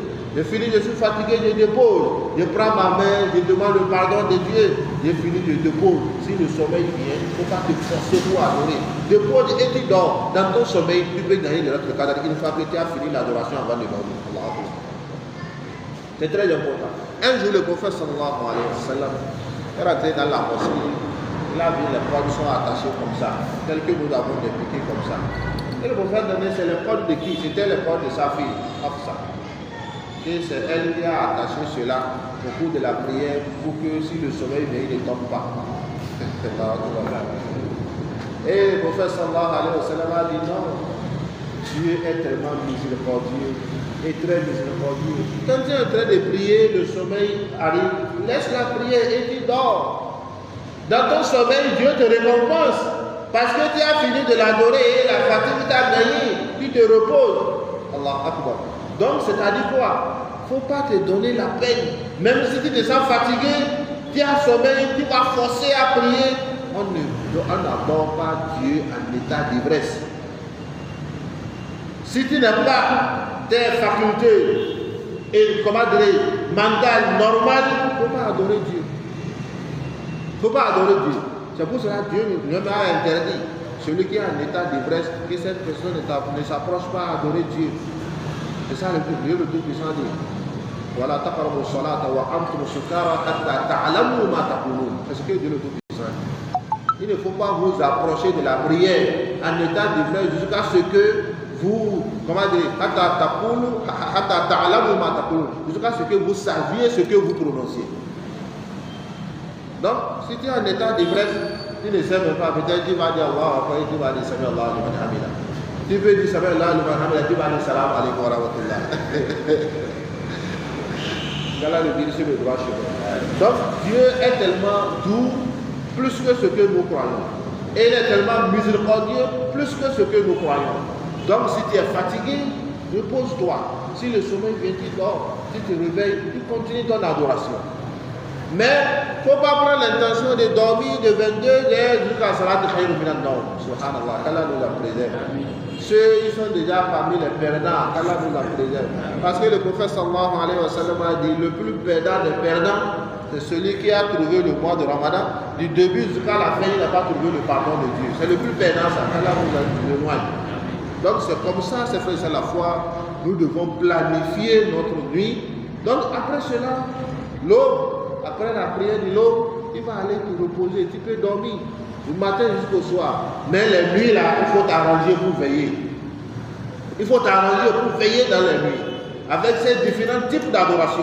Ce n'est pas la prière seule, ce n'est pas la lecture du Coran seule, ce n'est pas l'évocation seule, ce n'est pas l'invocation seule, ce n'est pas zikr seul. Donc il faut différencier des adorations. Ça te motive dans l'adoration. Mais si tu as dit tu vas faire tellement tu serais fatigué. Donc si tu as fait ça là, tu es fatigué. Donc par exemple, vous dirigez la prière de l'autre cadre dans votre mosquée. Si tu viens, tu suis les imams.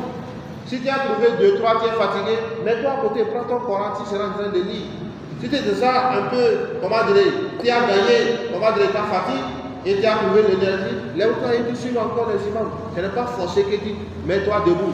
Si tu es debout, tu te sens déjà fatigué, Dieu le Tout-Puissant ne veut pas qu'on se donne la peine dans son adoration. Non.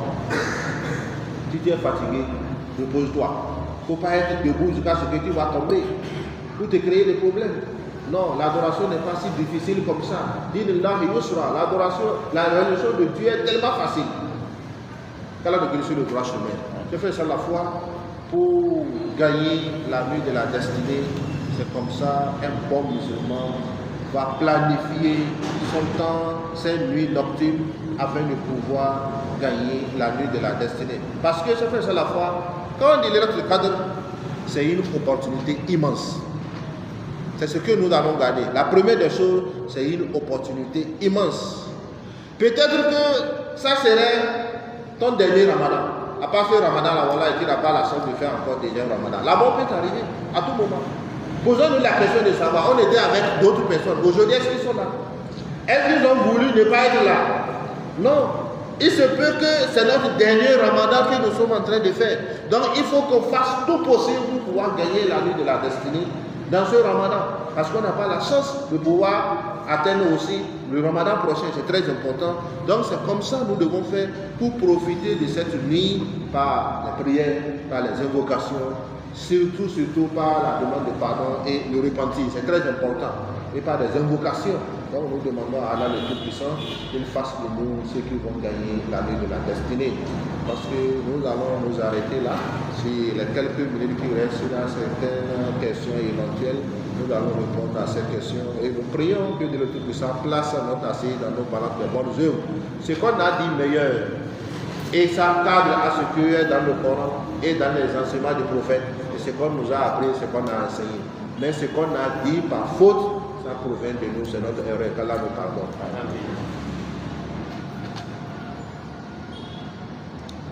Donc, c'est la phase questionnaire. S'il y a des questions éventuelles, nous allons en débattre. S'il n'y a pas de questions, on a aussi 15 minutes pour vous parler un peu de certains miracles, d'abord de la nuit de la destinée, de la sorte de cadre, ou bien tout ça. Pour que nous certifions que Dieu, c'est véritablement le salut du Créateur. Quand il crée, il sait pourquoi il a créé. Quand il nomme quelque chose, il sait pourquoi il a donné ce nom. Qu'Allah nous guide sur le droit chemin.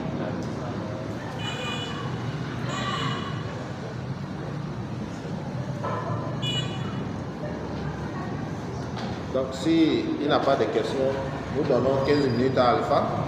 Il va nous résumer quelque chose qui va nous motiver. Peut-être par le biais de ça, les questions aussi vont venir.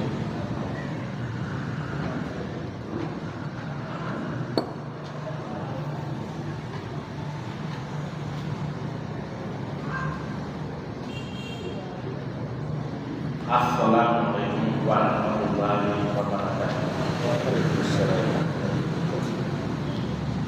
Chers frères et sœurs, nous vous remercions pour votre présence ici. Vous avez des préoccupations, pourtant vous avez sacrifié ce bout de temps dans la quête de gagner quelques connaissances, de gagner quelques ascendances dans ce mois que qu'Allah pour place dans vos connaissances comme ce Dieu ami. Donc, chers frères et sœurs, vraiment nous remercions notre cher imam, notre cher Jean Boussard, qui a fait un développement magnifique. Et vraiment, c'est quelque chose qui doit toucher le cœur de tout un chacun de nous ici présents. C'est quelque chose que ceux qui ne sont pas ici présents, s'ils avaient la connaissance de ces choses, franchement, ils seront dans le regret éternel même. Sauf si un jour ils arrivent à écouter, à suivre ces enseignements. Donc, chers frères et sœurs, au fait, dans le Coran, Allah il a positionné, Allah dit dans la sourate 11, verset 1er, le Coran est un livre dont les versets sont parfaits en style et en sens, émanant un message parfaitement connaisseur. C'est-à-dire que Allah a construit le Coran de telle sorte qu'il y a des causes, des signes, avec ces signes même ont des sens dans le Coran, à la clé. Notre ça, lorsqu'il a fait son développement, nous a fait la lecture de la soirée, encore la soirée 46, chers frères et sœurs. Et il nous a dit qu'effectivement, Allah nous a pas mentionné explicitement dans le Coran, c'est l'identité de la nuit dans le cadre. Mais il a fallu qu'on aille dans les sources islamiques, dans les hadiths, les propos du prophète Muhammad, sallallahu alayhi wa sallam, pour voir. Mais la nuit de la destinée, cette nuit se trouve où? Comment on peut chercher cette nuit? Les frères, vous savez que la réponse est déjà donnée dans le Coran, sauf que, en étant ignorant, on ne le savait même pas. Attaque B. On va faire rapidement simple. La soie, la nuit de la destinée, c'est le chapitre 46. Et cette soie est composée exactement de 5 versets. Retenez correctement les chiffres. Parce qu'ici, nous sommes rentrés dans les chiffres. Cette soie est composée exactement de 5 versets. Et en tout pour tout, 30 mots. Les frères. C'est que, retenez correctement les chiffres. 5 versets et 30 mots. Mais quelle est cette signification? Déjà, nous savons tous qu'il s'agit du mois de Ramadan. Et pour un Ramadan complet, c'est 30 jours. Cette soie est composée de 30 mots. Ce n'est pas du hasard. Attaquez. Également, cette soie est composée de 5 versets, les frères. Pourquoi cette soie n'est pas composée de 10 versets? Pourquoi cette soie n'est pas composée de 3 versets? Mais c'est simple. Allah a positionné quelque chose là. Allah dit que c'est une nuit. Et Allah a informé le prophète Muhammad que ça se trouve principalement dans les nuits impaires. Et l'imam a cité les nuits impaires. Il a dit la nuit de 21, le 23, le 25, le 27 et le 29. Attaque dit. Ça va combien de nuits? Ça va 5 nuits. Ça fait 5 nuits impaires. Et Allah a donné cette soie de 5 versets exactement. Ni plus ni moins. Autre chose également, cette soie, lorsque tu regardes la fin des versets de cette soie, chaque verset se termine par la lettre or. Chaque verset, les 5 versets, regardez le style, se termine par la lettre or. Alors que cette lettre or là, c'est la dixième lettre de l'alphabet arabe, attaque. Alors que Allah a demandé de chercher cette nuit pendant quoi? Les 10 dernières nuits. C'est pas pour bien la positionner la lettre or à la fin de chaque verset. C'est d'abord les faits, les derniers. C'est que les 10 dernières nuits du mois de Ramadan. Donc tout ça, c'est les signes que la Sawaya montre. Également, il y a beaucoup bon nombre de nos savants qui ont fait des recherches. D'autres disent que bon, cette nuit, beaucoup ont soupçonné, c'est des soupçons, beaucoup ont soupçonné que cette nuit, c'est la 27e nuit. Et souvent cette nuit, beaucoup de mosquées organisent des prières, des lectures coraniques. Et bon nombre de mosquées même font la conférence de cette nuit, la 27e nuit. C'est Allah seul qui sait. Mais il y a beaucoup de signes autour de la 27e nuit que nous irons. Chers frères et sœurs, lorsqu'on rentre dans le Coran des frères, le mot Allah, le mot de destin, quand on dit la nuit de destinée, se situe dans le Coran dans sa sourate là exactement 3 fois. Le mot, la destinée, est cité dans cette sourate 3 fois. 3 fois. Premièrement, c'est cité au mot numéro 5. Quand tu regardes, tu comptes les mots, c'est cité au mot numéro 5. Et c'est cité également au mot numéro 10. Et c'est cité enfin au mot numéro 12. Faites la somme de ces chiffres. 5 plus 10 plus 12.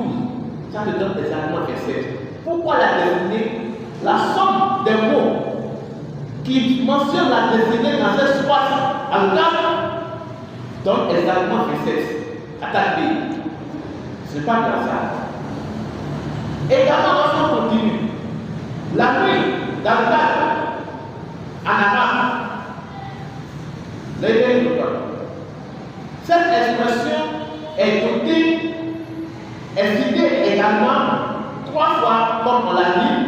Et cette expression compte 9 lettres arabes. Attaque B.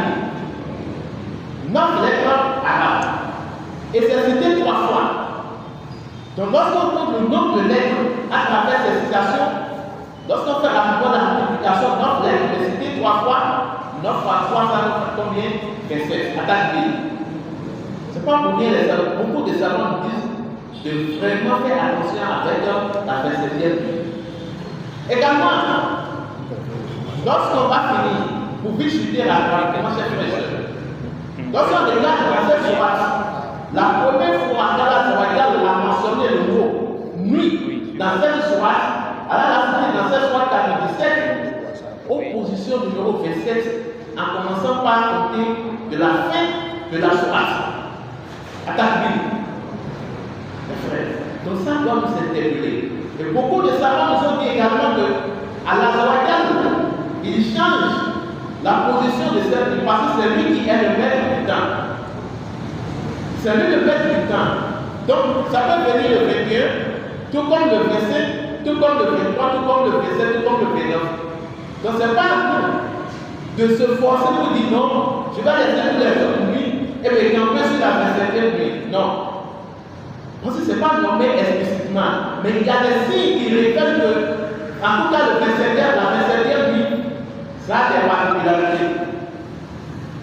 Chers frères et sœurs, donc, si Allah a pu mentionner des précisions comme ça dans le Coran, on ne doit pas laisser ça, c'est que s'envoler de nos mains, non. On doit prendre ça avec cœur. On doit prendre ça avec beaucoup de rigueur, sans faille. Chers frères et sœurs. Et également, nous rappelle que si tu veux la gloire, si tu veux la sagesse, si tu veux tout ce que tu veux dans ce bas monde, il faut te rapprocher du Coran, à ta pays. Il faut te rapprocher du Coran. Donc c'est un moment où tout et chacun de nous, on doit se rapprocher plus du Coran. Même si tu ne maîtrises pas tout le Coran, il faut faire l'effort. Les versets que tu maîtrises là, essaie de te concentrer, de faire une bonne lecture, avec une bonne intention, d'avoir veillé dans cette nuit-là, les frères. Donc, dans le Coran, c'est comme ça, il y a beaucoup de signes, beaucoup de groupes miraculeux, beaucoup de signes, beaucoup de chiffres que nous ignorons parce que nous ne fournissons pas assez d'efforts pour observer les réalités qui se trouvent cachées dans notre Coran. Les frères. Donc nous, association, AKH, nous vous exhortons de planifier votre temps, ne serait-ce même qu'une heure pour la quête de cette vie destinée. Nous vous exhortons également de planifier le temps avec votre famille pour gagner cette nuit, pour gagner cette bénédiction. Pour ne pas laisser cette bénédiction s'envoler, cette bénédiction s'envoler sans rien obtenir de ça. Et souvent, lorsque cette nuit s'approche, c'est souvent dans cette nuit qu'il y a du sommeil profond qui nous rattrape. Ou bien il y a une pluie qui vient donc on se dit que bon, il y a presque une mort là. Et on se rappelle même pas que ça fait partie des nuits impaires, les frères.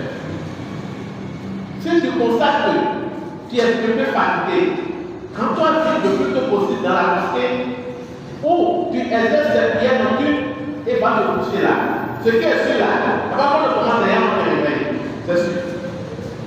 Donc les frères, il ne faudrait pas qu'on laisse ce mouvement s'envoler de notre main. Non, jamais.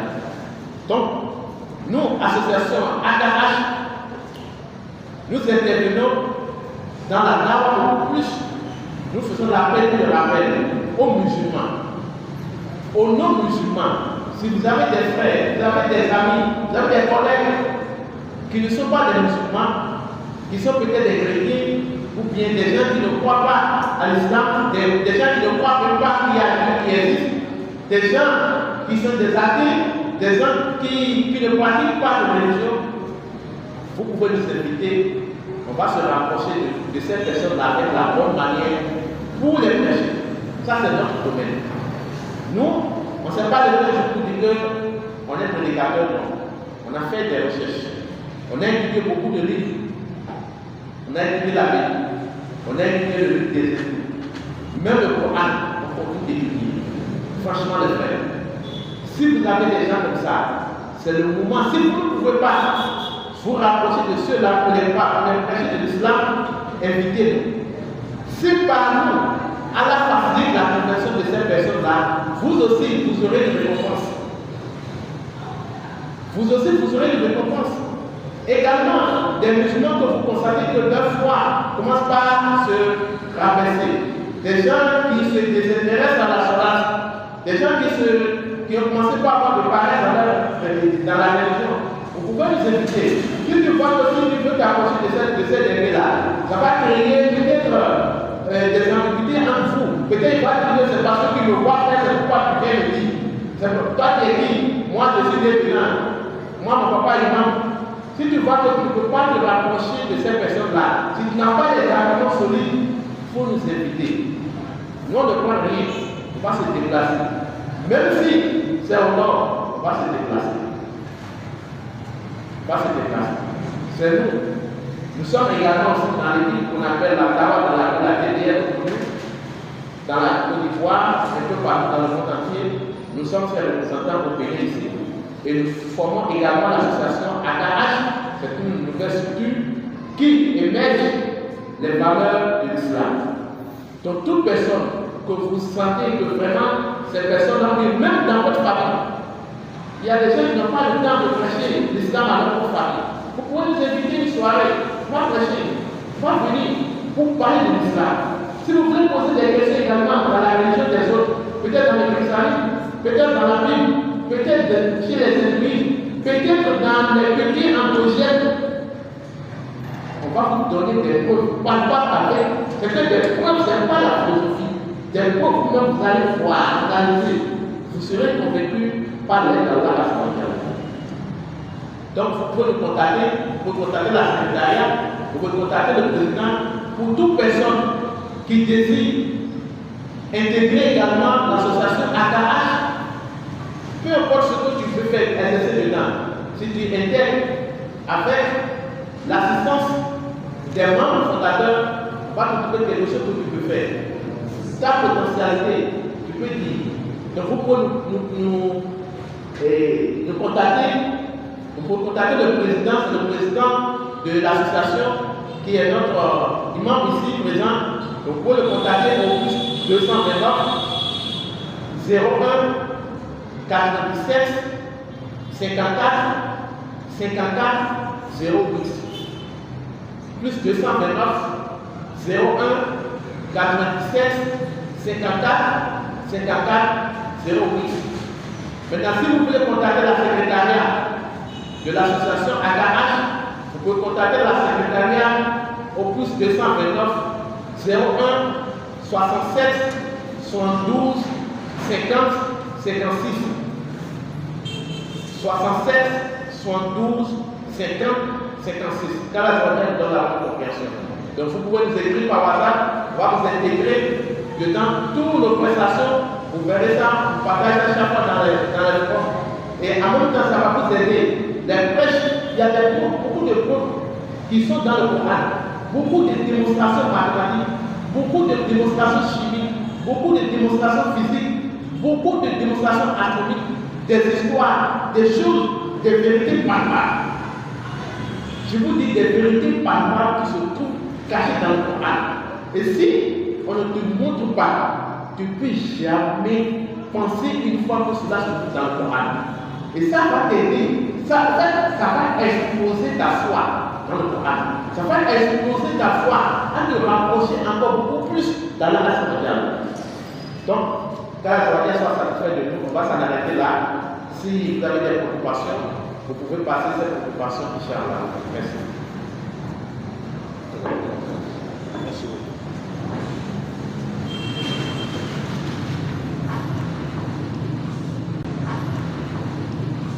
Afin de pouvoir nous certifier la véracité de Saint-Coran et de nous certifier que bien vrai, personne ne peut identifier l'invisible si ce n'est que Dieu.